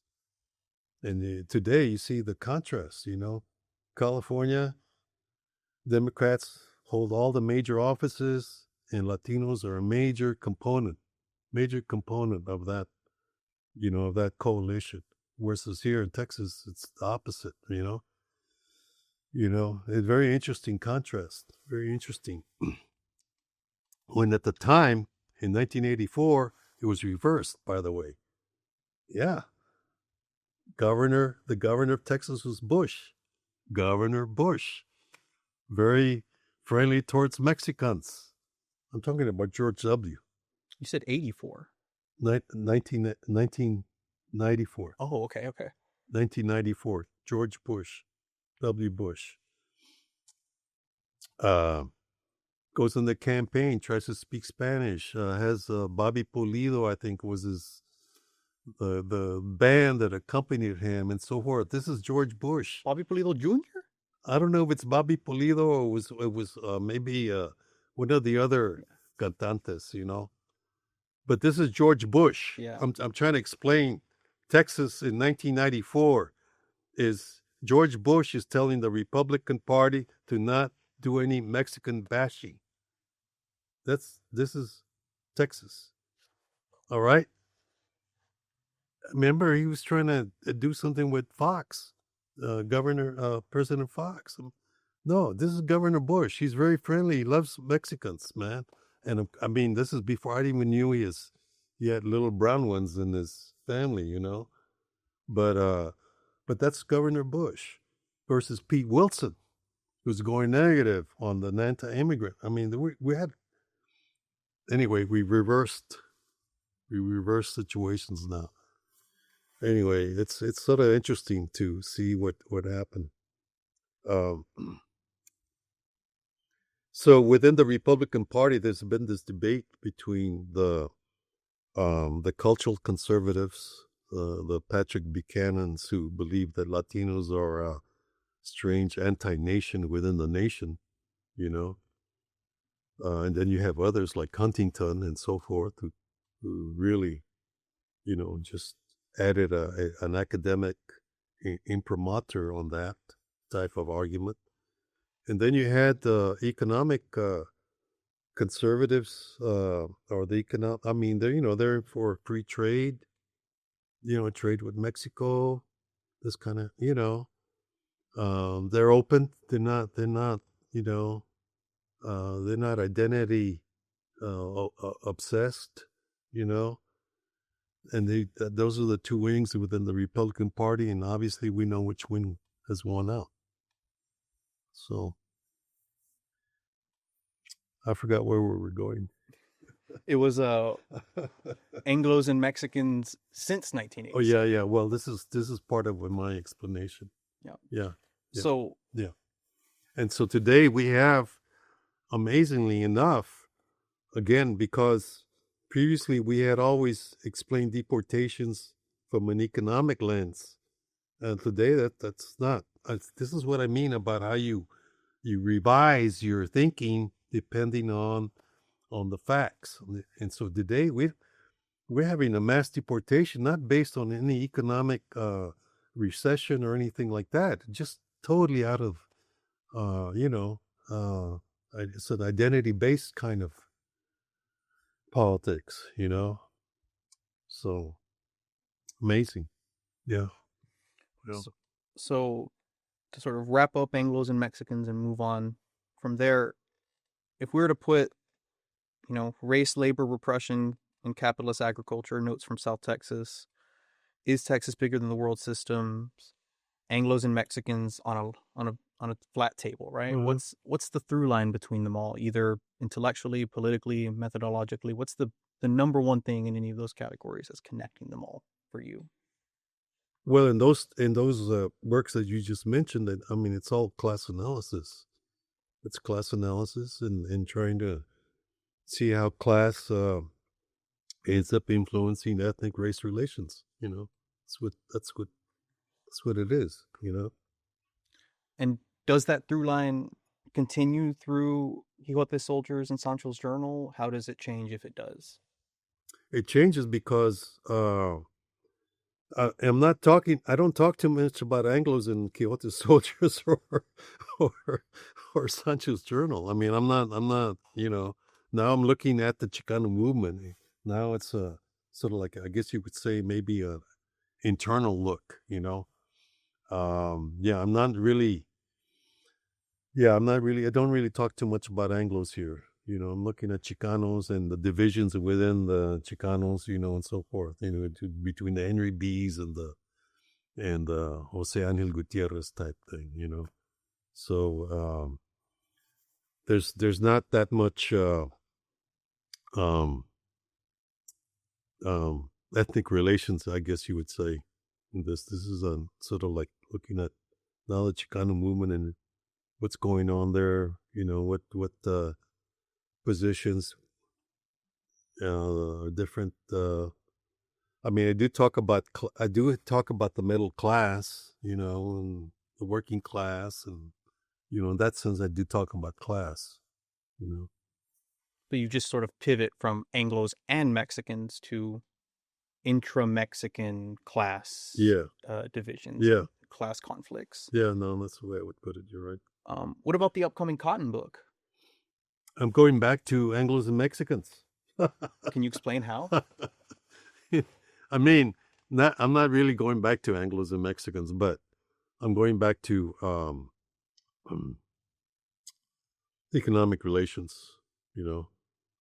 I guess I shouldn't say I don't have race. I do have race in there. It's there all the way through. What am I talking about? So in this book, do you have a provisional title for us yet? I have a tentative title that the press does not like, that Yale University Press does not like. So I don't know where it's going to end up yet. I mean, because this is ongoing right now. I just submitted the manuscript 2 weeks ago. Okay, so the illustrations, that's a few days ago. Anyway, I titled it "A Red Badge of Cotton." On the Civil War journey of Southern cotton to Northern mills and Virginia battlefields, something like that. Okay, and what it is following the cotton during the Civil War period, and exploring the contradiction of Texas cotton being used to make Union uniforms. All right, that's the contradiction, and I thought it was an interesting contradiction. And so what I do is I build a story around the journey, around the different legs of that commodity circuit, around the different legs. For example, I start with the plantation. So obviously, yes, I am talking about race. What am I talking about? Then the carting the cotton to the Mexican border by Mexican teamsters. Yes, again, I'm talking about race. Because the teamsters had been, the Mexican teamsters, if you knew your history, in 1857, there was a cart war where the Anglos eliminated the Mexican competitors from the carting the goods, from the ox cart trade. So here we are, Civil War. 5 years later, who's carting the cotton and who's carting the goods coming in? Mexicans, going through the same towns that had passed ordinances excluding the entire community. I mean, just amazing. Anyway, all right, so that's another chapter. Then you get to Matamoros, and well, it gets very complicated there. But the Civil War, the American Civil War, spills over into Matamoros, because you have Texas refugees going to Matamoros. They're fleeing to Matamoros. And Bronzeville is a Confederate town. And so you got kidnappings and threats and all that kind of stuff going on there. But that Matamoros is also ends up being a big business mecca at the time. So it's an amazing period. It's sort of like the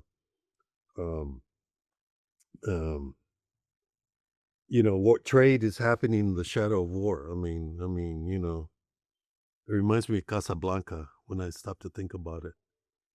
When you're writing, you always try to think in terms of analogies, even though they'll never appear in the book.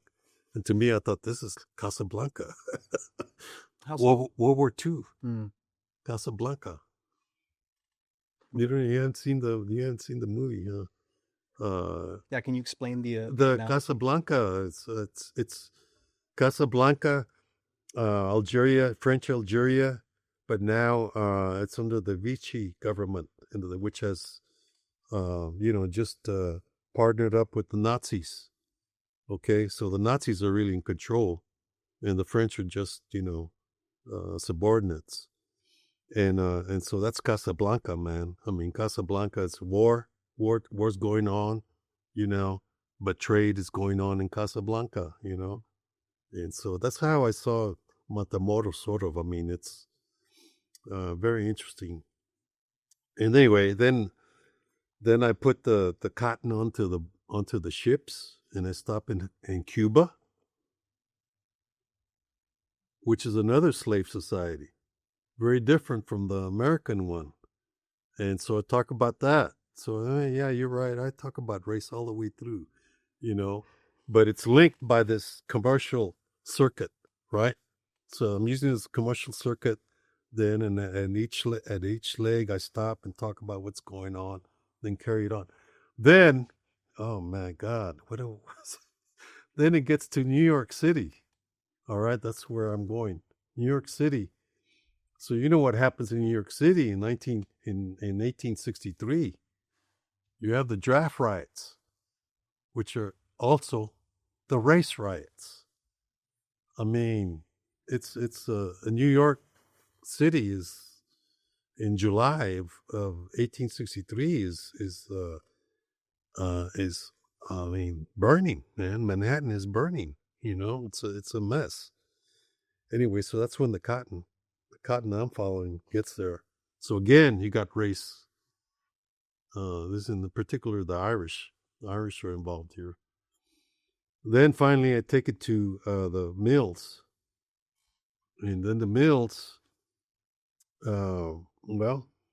Here we have the gender question comes up again. The gender question comes up in the plantation chapter, comes up again in the mill chapter, and the Irish immigrant situation comes up there too.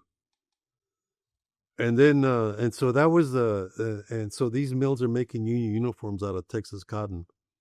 And when I got to that point, I said, well, I can't stop here. This is sort of anticlimactic. I mean, now the uniform's made. What? So I take the uniform to the battlefield.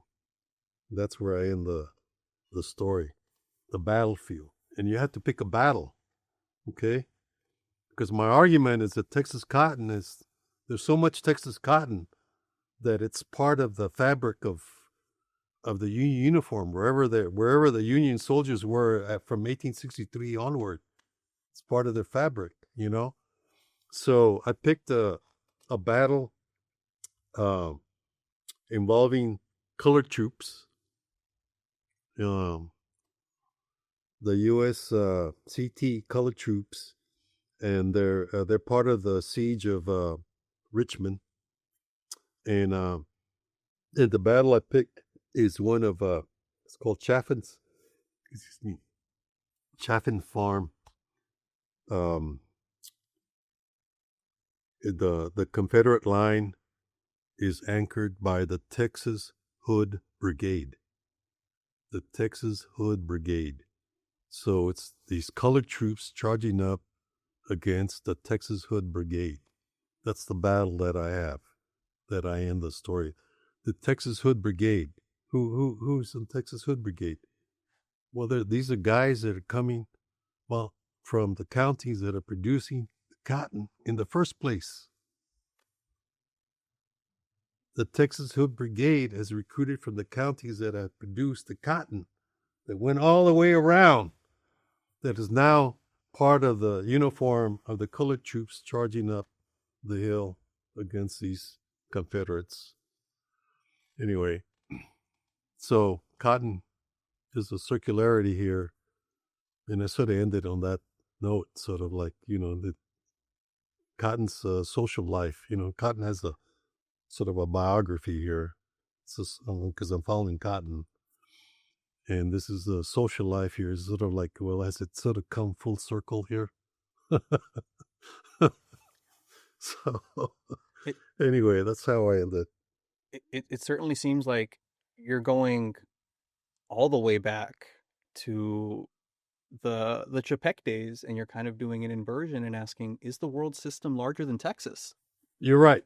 You're right. You're right. Here, the world system is larger.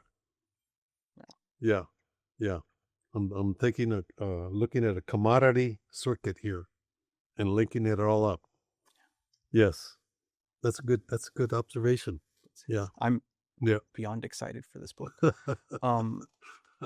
But let's sort of, now I want to do our sort of final section, start wrapping up. Okay. And I want to talk about institutions, Chicano studies, sort of today and tomorrow, your role and your, I guess, projections for it, right? So some of the missed historical possibilities, long-term consequences of Chicano studies developing the way that it has. And you've mentioned Chicanos in relation to Black folks quite a few times thus far. I kind of want to flag some comparisons there with their clear and distinct intellectual tradition and infrastructure, and how that compares to Chicanos. And so, you yourself, you've worked in history, community studies, sociology, ethnic studies departments. It's kind of indicative of Chicano studies scholarship itself, a sort of ecosystem of things, of subfields that are interacting. And so, in your own words, what is Chicano studies? What does that mean to be a Chicano studies scholar? What is it? What does Chicano studies research look like? I mean, well, first of all, Chicano studies didn't exist when I got to graduate school. I mean, there was no such thing as Chicano studies. And as a matter of fact, I remember being told that I couldn't do Chicano studies because I would be biased. Can you believe that? So what, should I just write about Anglos then? I mean, that's what they were telling me. You'd be biased. And you know what? Anyway, but I guess, yes, no, I've seen with the development, my own career and the Chicano studies associations have developed. I mean, we went to the first Knox, what would be the Knox meeting back when I was still a graduate student and so forth. So I've seen Chicano study programs develop, become departments, pretty much, I think we're present at all major universities now, certainly across the Southwest, so, I mean, that's a remarkable development. I mean, don't think of just Chicano study programs, think of the literature. I mean, the literature is amazing. I mean, the explosion of it's just amazing. I'm totally impressed. Clearly, we have a strong. I think we've done a great job. I would have to say. I mean, considering where I'm again looking back at when I started. I mean, my God, we didn't have any. We had North from Mexico. Carrie McWilliams. We had a couple of books by Julian Zamora and Galarza and so forth. But I mean, and then some from New Mexico, and but that was it. It was hardly anything. But now,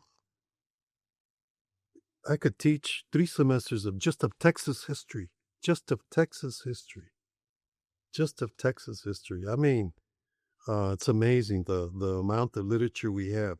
So, in terms of knowledge production, I think we've done very well. Um, I think we've set up programs. I think we've done a good job of educating our youth. I mean, at least giving them the opportunity to learn more about our history and so forth. I think we've done a poor job of educating non-Chicanos. I think we've done and that's really my main criticism of Chicano studies has been when we isolate ourselves. Uh, you know, because what I found is that my colleagues, my Anglo colleagues, and my African American colleagues too, also need to know about Chicano studies. It's not just the students; it's our colleagues. And so that's the unfortunate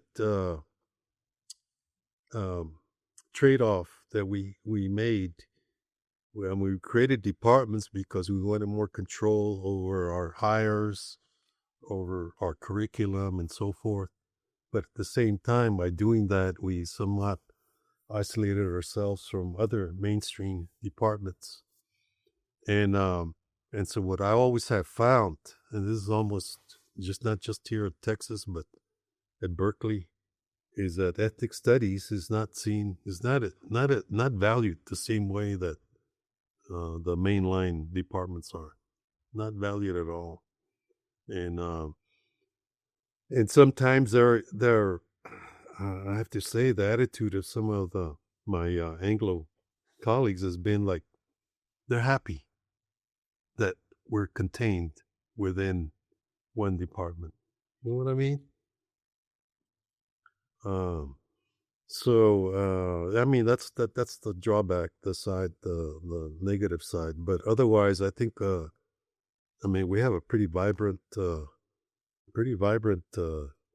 knowledge base here, you know, and there's more to come. There's more to come. But I think what the current moment shows us is that people in Ohio and in Indiana and Georgia and don't know anything about us, and they see us as aliens, as recent arrivals. I mean, that's what I'm talking about. We still have to let the rest of the nation know who we are. And in that regard, we're still trying to establish our place here as citizens, you know. Well, you know, you wouldn't be surprised, but if you read some of the literature that supports the current administration, um, um, they don't believe that they don't believe in assimilation. They don't believe in. They see the barrios and they say, "Oh, these guys are never going to assimilate." They don't. They don't. You know, they're just going to be an unassimilated ethnic group, and so they totally ignore uh, contradictory information. They ignore intermarriage rates. They ignore the fact that we speak English. They ignore the fact that, I mean, it's just, I mean, it's just the facts that they don't like, they ignore. And they just want to keep seeing us as an immigrant alien group. And so, anyway, I think we still have a lot of work to do. I appreciate that you flag that, I guess, necessity to educate our Black comrades and white comrades about Chicanismo or just Chicano life or whatever. Yeah. When we think of Chicano studies, it's very like Chicanos, a mestizo mixture of all kinds of different ideas and fields and traditions. You know, we've borrowed pretty strongly from Black studies in particular. Yeah. But it does not go both ways. Black studies does not really borrow from Chicano studies. Yes. Yeah. What is it, do you think, that Black studies, other ethnic studies program or fields, and then I guess just white studies, for lack of a better word, right? What are they not learning from Chicanos that they should be, or from Chicano studies that they should be learning, do you think? What's something that Chicanos has to teach that people aren't really listening to? Well, there are a lot of ways. I mean, look, there's some basic things, first of all, that um, that have to be taught or learned or emphasized. The Mexican-American War. The Mexican-American War is like I mean, sometimes it's a footnote or a passing reference. I mean, it has not really, uh, it's not been fully integrated into our understanding, our national history. I mean, it was a big deal. It's a major deal, you know. But again, you can look at all these histories that purport to be national histories, and you'll find Mexican War is like a passing thing, you know, and that doesn't really give it given much importance. So on the basic level, you got some basic things like that. Um, a lot of our Anglo and Black comrades don't understand the extent and degree of segregation that existed. They don't understand. They don't understand that. Um, you know, segregation, labor repression, all those things, you know, were part of our experience. Uh, again, because much of this is hidden under the fact that we're considered to be immigrant, you know, and not really here. You know, in other words, if you're an immigrant, you know, you usually think you're just sort of like a bird of passage or something. I mean, you're here temporarily and then you're gone or whatever, but not really here. Well, that's not no longer true, right? We are here. Um, but again, I think misunderstood, you know.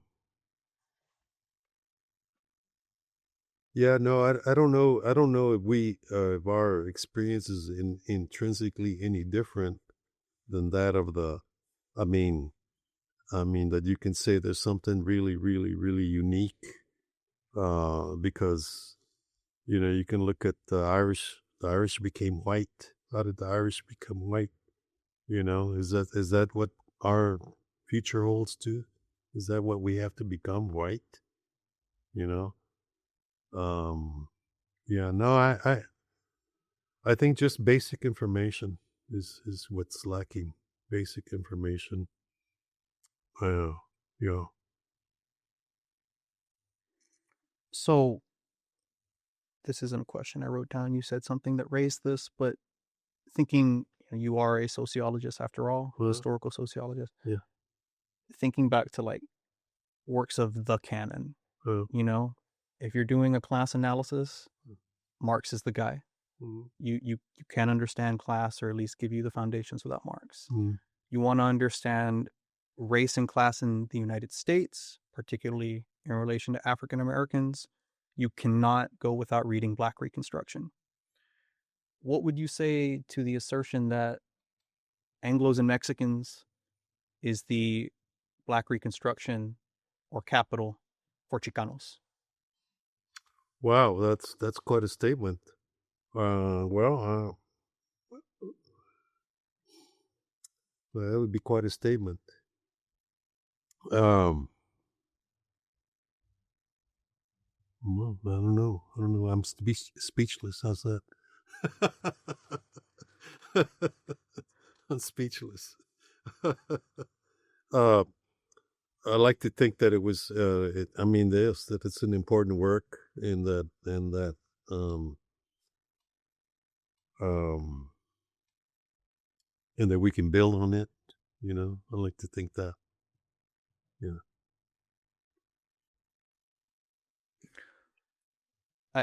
I ask in the sense of like, there is an obvious canon for Black studies. You know, you take a Black studies class, they almost always will start with Du Bois. If you were, Oh! I see what you're saying. yeah, Yeah. Yeah, Du Bois. Du Bois is important. I like Oliver Cox. Nobody ever talks about him. But we're here to talk about David Montejano. Yeah, I don't know. I let others make that kind of judgment. I'm not gonna. I mean, I'm happy that it's been received well. You know, and I look forward to the symposium. I think I'm going to be surprised. I mean, I don't think I have any kind of um, kind of perspective that you have. Because I'm the author, and and I sort of have moved on. I mean, I keep not thinking too much about you know uh, what others are doing. I mean, I'm glad though to see it have an impact. I mean, I read books like by John Weber, who I understand will be at the symposium.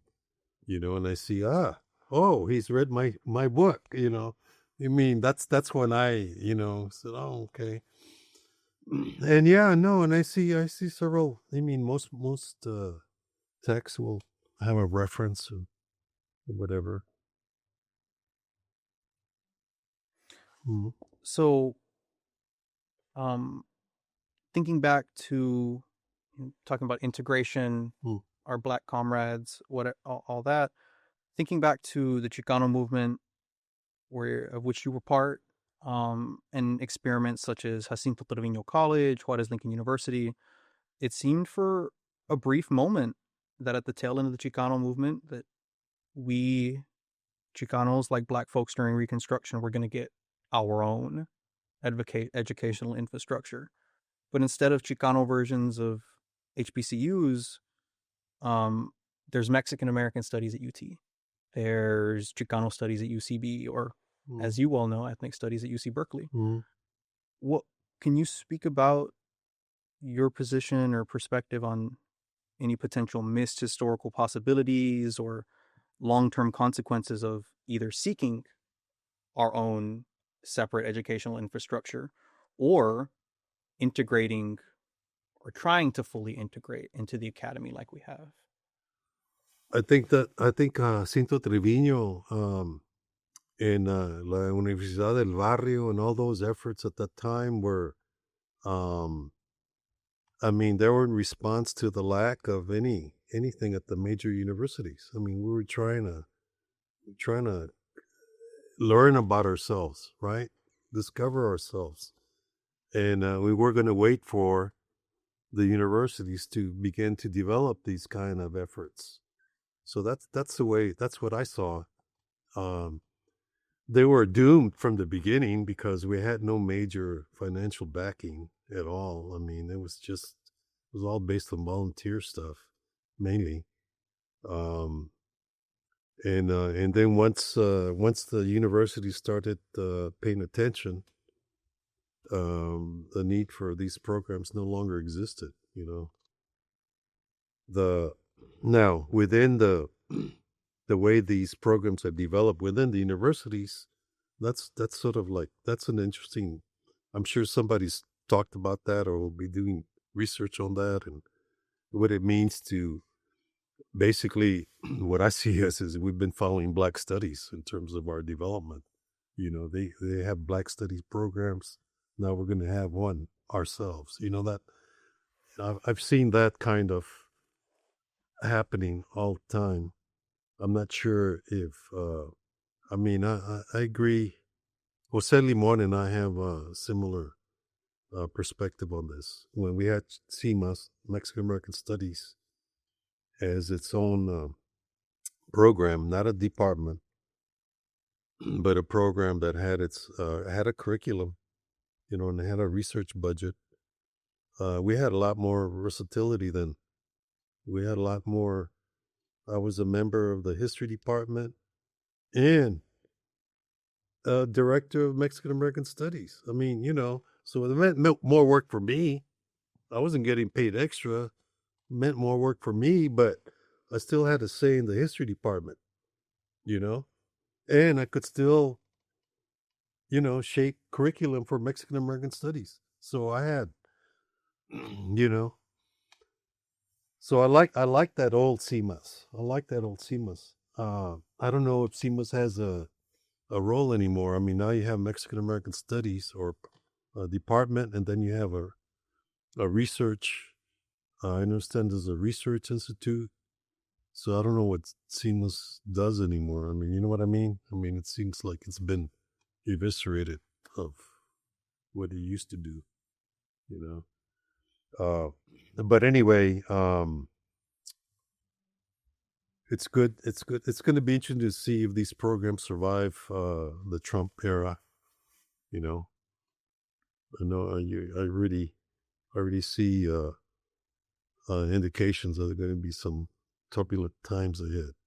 You know, so let's see.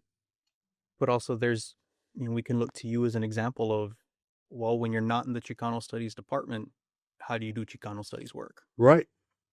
That's right. You don't have to be in the Chicano Studies department to do Chicano Studies research or teach Chicano Studies. No, right. Exactly. That's a good point. Would you mind elaborating on your position of that point? You've spoken about that pretty extensively in other places. No, I think it's important to educate our non-Chicano colleagues and non-Chicano students. Okay, I think it's important. I mean, I think we can do that. I think we're doing pretty, like I said, I think we've done a fairly good job of offering uh, this learning to Chicano students.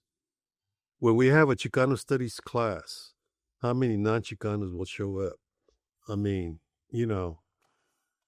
usually if I have a non-Chicano in my class, it's because they're dating a Chicano or a Chicana, That's the way I found.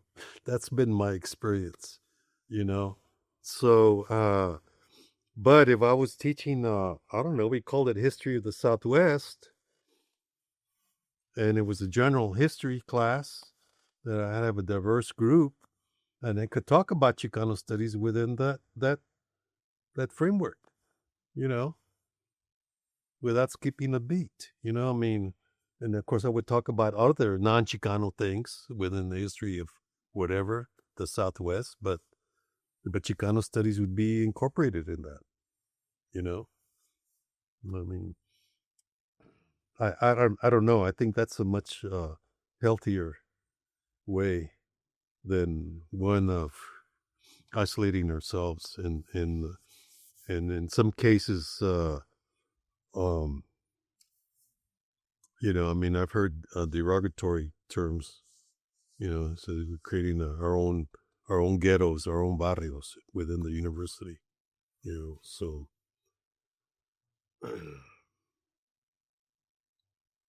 So that you mentioned CMOS, that segues to pretty perfectly into this last section of this section before we completely wrap up. But okay. Two questions about CMOS. One, what was CMOS when you were director? How do you think of CMOS of that era, and what was your role there? That's the first question. CMAS, it was the only unit on campus that served Mexican American students. All right, and so we had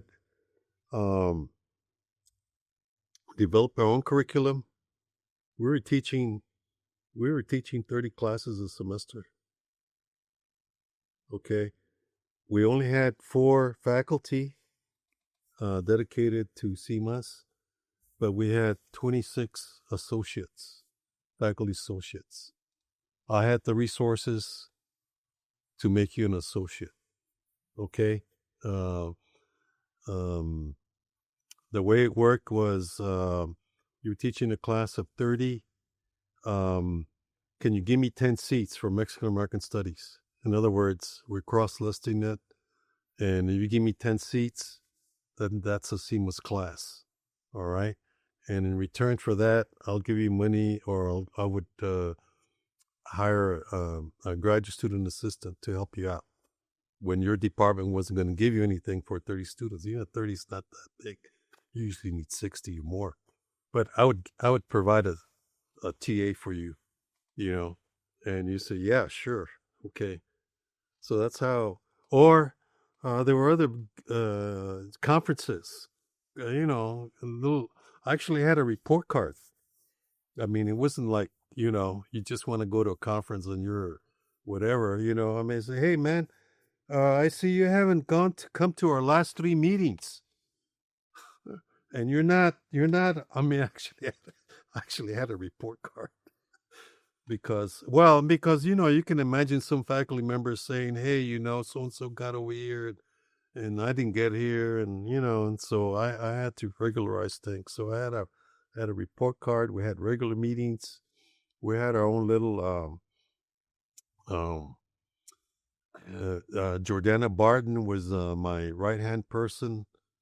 Our curriculum, we did a survey, and we saw that the majority of our students were either pre-law or they're into education. They're either going to become lawyers or teachers. So we set up our curriculum that way. We had a curriculum for pre-law, a lot of emphasis on politics and so forth. Then we had another one on education, a lot of emphasis on, learning and teaching and so forth. And that was great. Now, in terms of Ricardo Romo was a associate provost at the time, and so he gave me 4 FTEs. That is amazing. 4 FTEs, for full-time faculty that I could recruit, but because we're not a department, they could not be housed in CIMAS. They had to be housed in a traditional department. Okay? So here's where the bargaining happens. All right? Anthropology. Oh man, I'm getting called for anthropology. They want to do something here. Okay, so this is how we work. This is how Richard Flores gets here. I mean, I hired Richard Flores. I hired Emilio and Angela. And the 4th person, unfortunately, didn't get tenure. She had to leave. But I mean, that's how we have Emilio, Angela, and Richard Flores. From the FTEs that Ricardo gave me, they were placed in traditional departments, but their commitment was to teach 2 classes for us. Of their whole thing, teach 2 classes for us. So that's how we were able to do this kind of stuff. Yeah, and so if we had just continued to keep getting resources like that, we were doing fine. As long as we had support from the tower. With no support from the tower, forget it. But anyway, and then we had my God, we had a newsletter. We had a publication series going on, Reflexiones. I mean, and then we had a full-time schedule of to bringing in scholars from elsewhere and stuff like that. I remember one of the high points to me when we brought Lalo Alcaraz. Lalo Alcaraz, the cartoonist it's based in San Diego. Oh, you haven't seen Lalo Alcaraz? He does cartoons, editorial cartoons. He's a funny guy. We filled up an auditorium, man. It was a Friday night. We filled up an auditorium. We're all this raza on dates. On dates to hear Lalo Alcaraz, man. I thought, wow, this is great.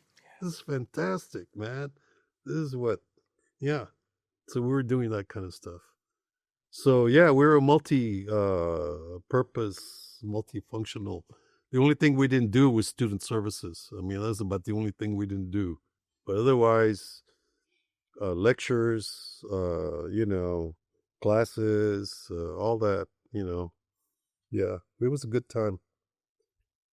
So in that vein, can you tell me a little bit about your involvement with what is now Voces in 92, 93, those early years? Maggie um, came to campus about that time when I was CMOS director, and she had been um, she had already been interviewing veterans, and she wanted to have a conference, and so we supported her, you know. Um, and this is what would become Voices later. I mean, it wasn't Voices at the time, but we had a major conference here uh, on World War II, and it was the first one, and I think it launched Maggie's project, man. So I'm real happy for that. What do you think? Voces isn't the only oral history center that does stuff about Mexican Americans and Chicanos. But what do you think? Since we're sitting in Voces right now, Uh, what do you think the role of Voces is to play in I guess broader Chicano studies, more generally, or what is the role of these types of oral history centers in Chicano studies more broadly? well, I mean, we're creating a rich archive here. I mean, that's what's happening, a rich archive. I mean, remember why we didn't have any history? I mean, we didn't have any. I mean, we had to create it. We had to reconstruct it. We had to go out and find things, Uh, and now we're sort of beyond that. I mean, we're now uh, creating our own history. We're recording our memories, our experiences, for the future, for others to, go over and, you know, use however they want. I mean, no longer, I don't think there's going to be any question in the future about whether or not we were segregated. I mean, because when I started graduate school, there was that question. They said, "Oh, you guys didn't have it that bad." No, no, no, no, no. And I said, "Wait a minute. What do you mean?" you know, I mean, and I don't think there'll be that kind of um, ignorance, So no, I think what Voices is doing and what the other archives are doing, oral history archives are doing, are important.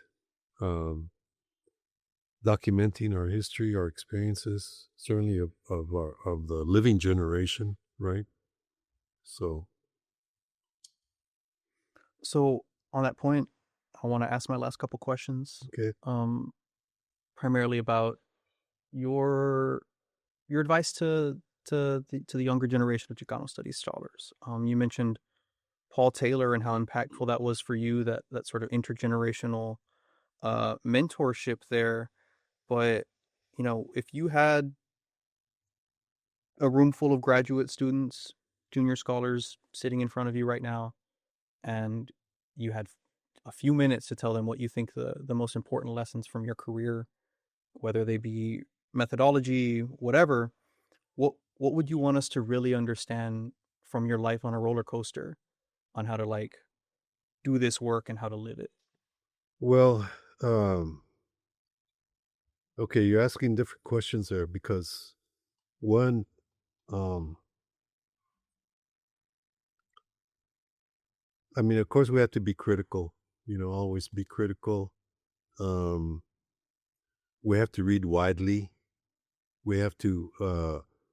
One of the important um, um, elements in my work was always to read stuff that didn't have anything to do with the Southwest, but that might have some relevance. I mean, maybe it's Northern Ireland. How do how do the Protestant Catholics recognize each other? I mean, never understood that. Northern Ireland. I mean, they both look white to me. You know. Okay, so that's a question. So all right. So you read about it, and does that have any relevance to this? Maybe not. Maybe it does. I don't know. Uh, again, the whole there's a whole extensive literature on feudalism and capitalism. how does it relate to what's going on here? Does it make any difference historically? So you read about that. You don't necessarily include it in your writing, but it's there. Same thing with um, Black studies. You read about the Black struggle and so forth. And one of the interesting things to me, so here's a departure from class analysis. Okay, I mean, departure from orthodox class analysis. And it's not to say that this was a progressive class element in the South, but it turns out that the white businessmen were the weak link in the segregationist order. They were the weakest link, not the growers, certainly not the growers. The growers, man, forget it. But the businessmen who had to rely on a Black consumer market were a weak link. And once the boycott started and so forth, and you saw that in Atlanta, for example, in Birmingham, the businessmen in Birmingham are the ones that created the peace in Birmingham when there was all those, when Martin Luther King was active there and so forth. So, merchants end up acting in a progressive way, not like maybe some orthodox Marxists might think, Well, is that relevant for Texas? And so I'm looking and I say, wow, look at Laredo, man, and look at San Antonio. And then I find this business review of 1954 arguing that merchants should be respectful of their Latin market and so forth and everything, in the midst of a reaction to Brown versus Board. And I'm saying, man, this is crazy. So you have to be critical. Again, be critical of your theories. Be ready to revise them. Be open to other interpretations. Definitely, I would say that. I think ethically, though, there's the questions to be. I think we also have to be ethical, and if that means changing course, you got to do that. That's what I did. I think my decision to not do the Beret dissertation, Chicano Movement dissertation, and shift was I knew it was gonna cost me my job. I knew that, but still, I thought it was something I had to do. And so ethics is an important, fundamental part of what we do. I'm glad you mentioned ethics, because that's literally my next question right here. Yeah. Speaking of the berets, you got to be Minister of Information for the San Antonio Berets. You weren't just observing; you're literally there. You're in charge. They told you you're in charge of our story. Yeah. How does that shape your ethics of telling the story later, as somebody who was involved and intimately? How do you do critique with revenants? No, man, that's okay. That you hit it on an important question here, because according to all the guidelines, including for anthropologists, was to always maintain some kind of distance. Although anthropologists, of course, violated that a lot, but certainly sociologists. I mean, and here the berets were saying, well, you can't hang around with us unless you put on a beret. Oh, okay. So they fitted a beret on me.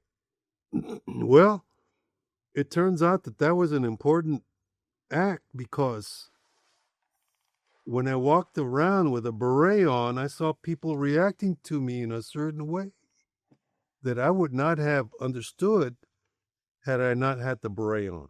You know what I mean? I mean, in other words, so anyway, I adopted. I had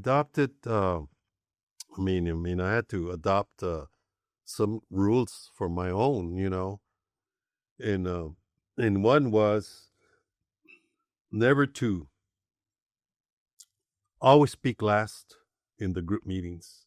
always speak last. Never, always listen to what everybody else say before I had to say anything, you know. And the other was not to give any orders, because I was not going to do that, you know. But basically to assume a subordinate role, you know, and not ask questions, listen, not ask questions, and never, um, suggest a course of action for the guys. I mean, of course, there were limits to that. I mean, if they were going to do violence, I was going to step in, but that never happened. So, and it always made me suspicious of those who wanted to do that, you know. But no, so I adopted these working rules, you know, even though they made me Minister of Information. I was happy to read letters that were written to them, write stuff that they wanted me to write, things like that, you know. Sounds like you were using your academic training Yeah, in service of the movement yeah, while reporting the movement. yeah, yeah. And that's, yeah, I guess, yeah, I was very careful not to be like I said, the Minister of Information. I mean,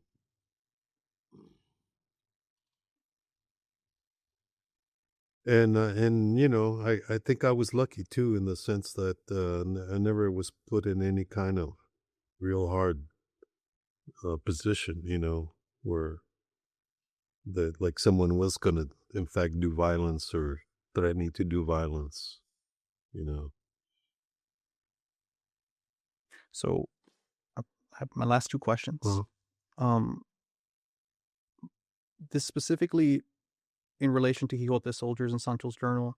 You gave those up for a long time. You kind of like locked them away and came back to it when you were ready. Yeah. What advice do you have on doing that? Of knowing now's not the time. I have to write Anglos and Mexicans first. You know, I needed, and the importance of that, of waiting, is that then I could see from a longer perspective the impact of the Chicano movement. At the time that I was writing it and it's falling apart, at least I thought it was falling apart, it would have been hard to have seen the impact.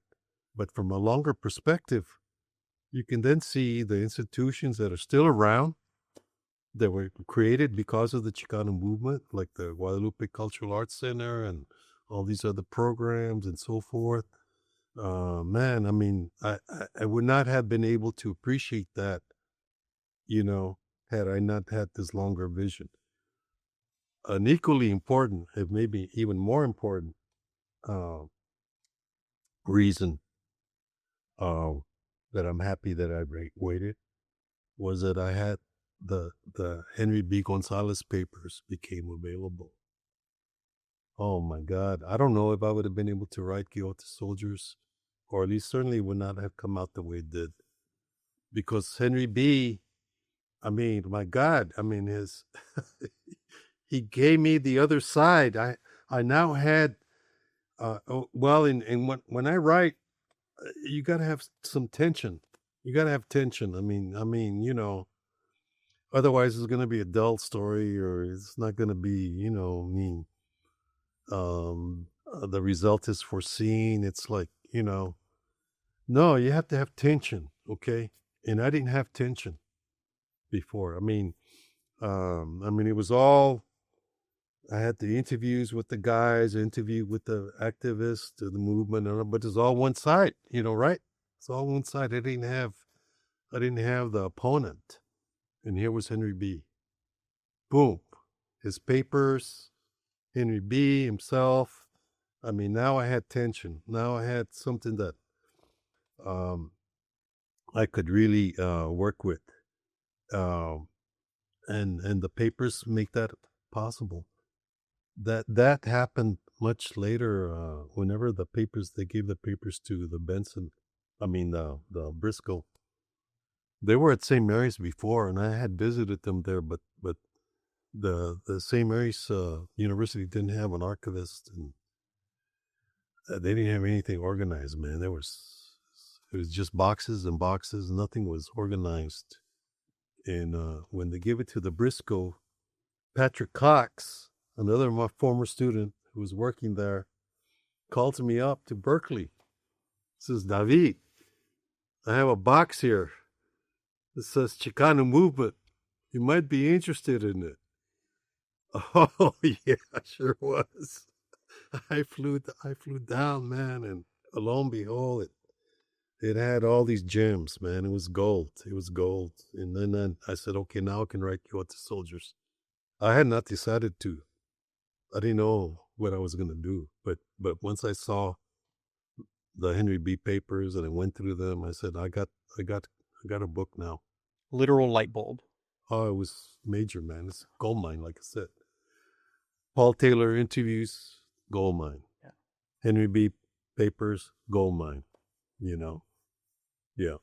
So I guess both of those kind of speak to the you find a source base, yes, and you exhaust it, yes, as much as you can. Yes. Yeah. So we could keep going all day, but I think it's good. I think we're at a good point here. Okay.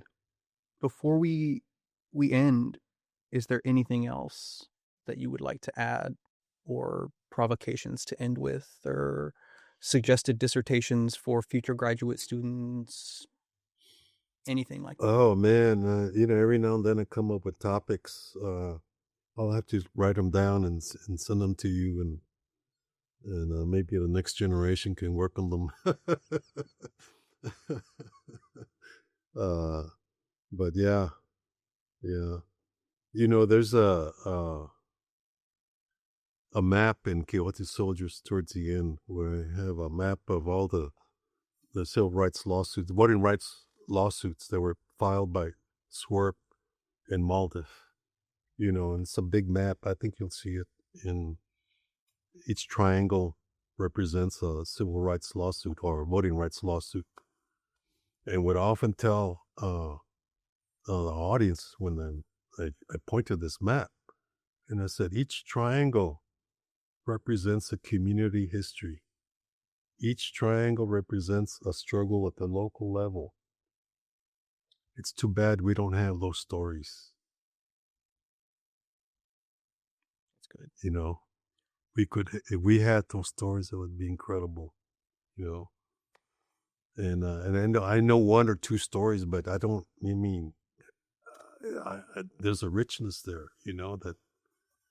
And I always point out it's the folks that were involved are passing away.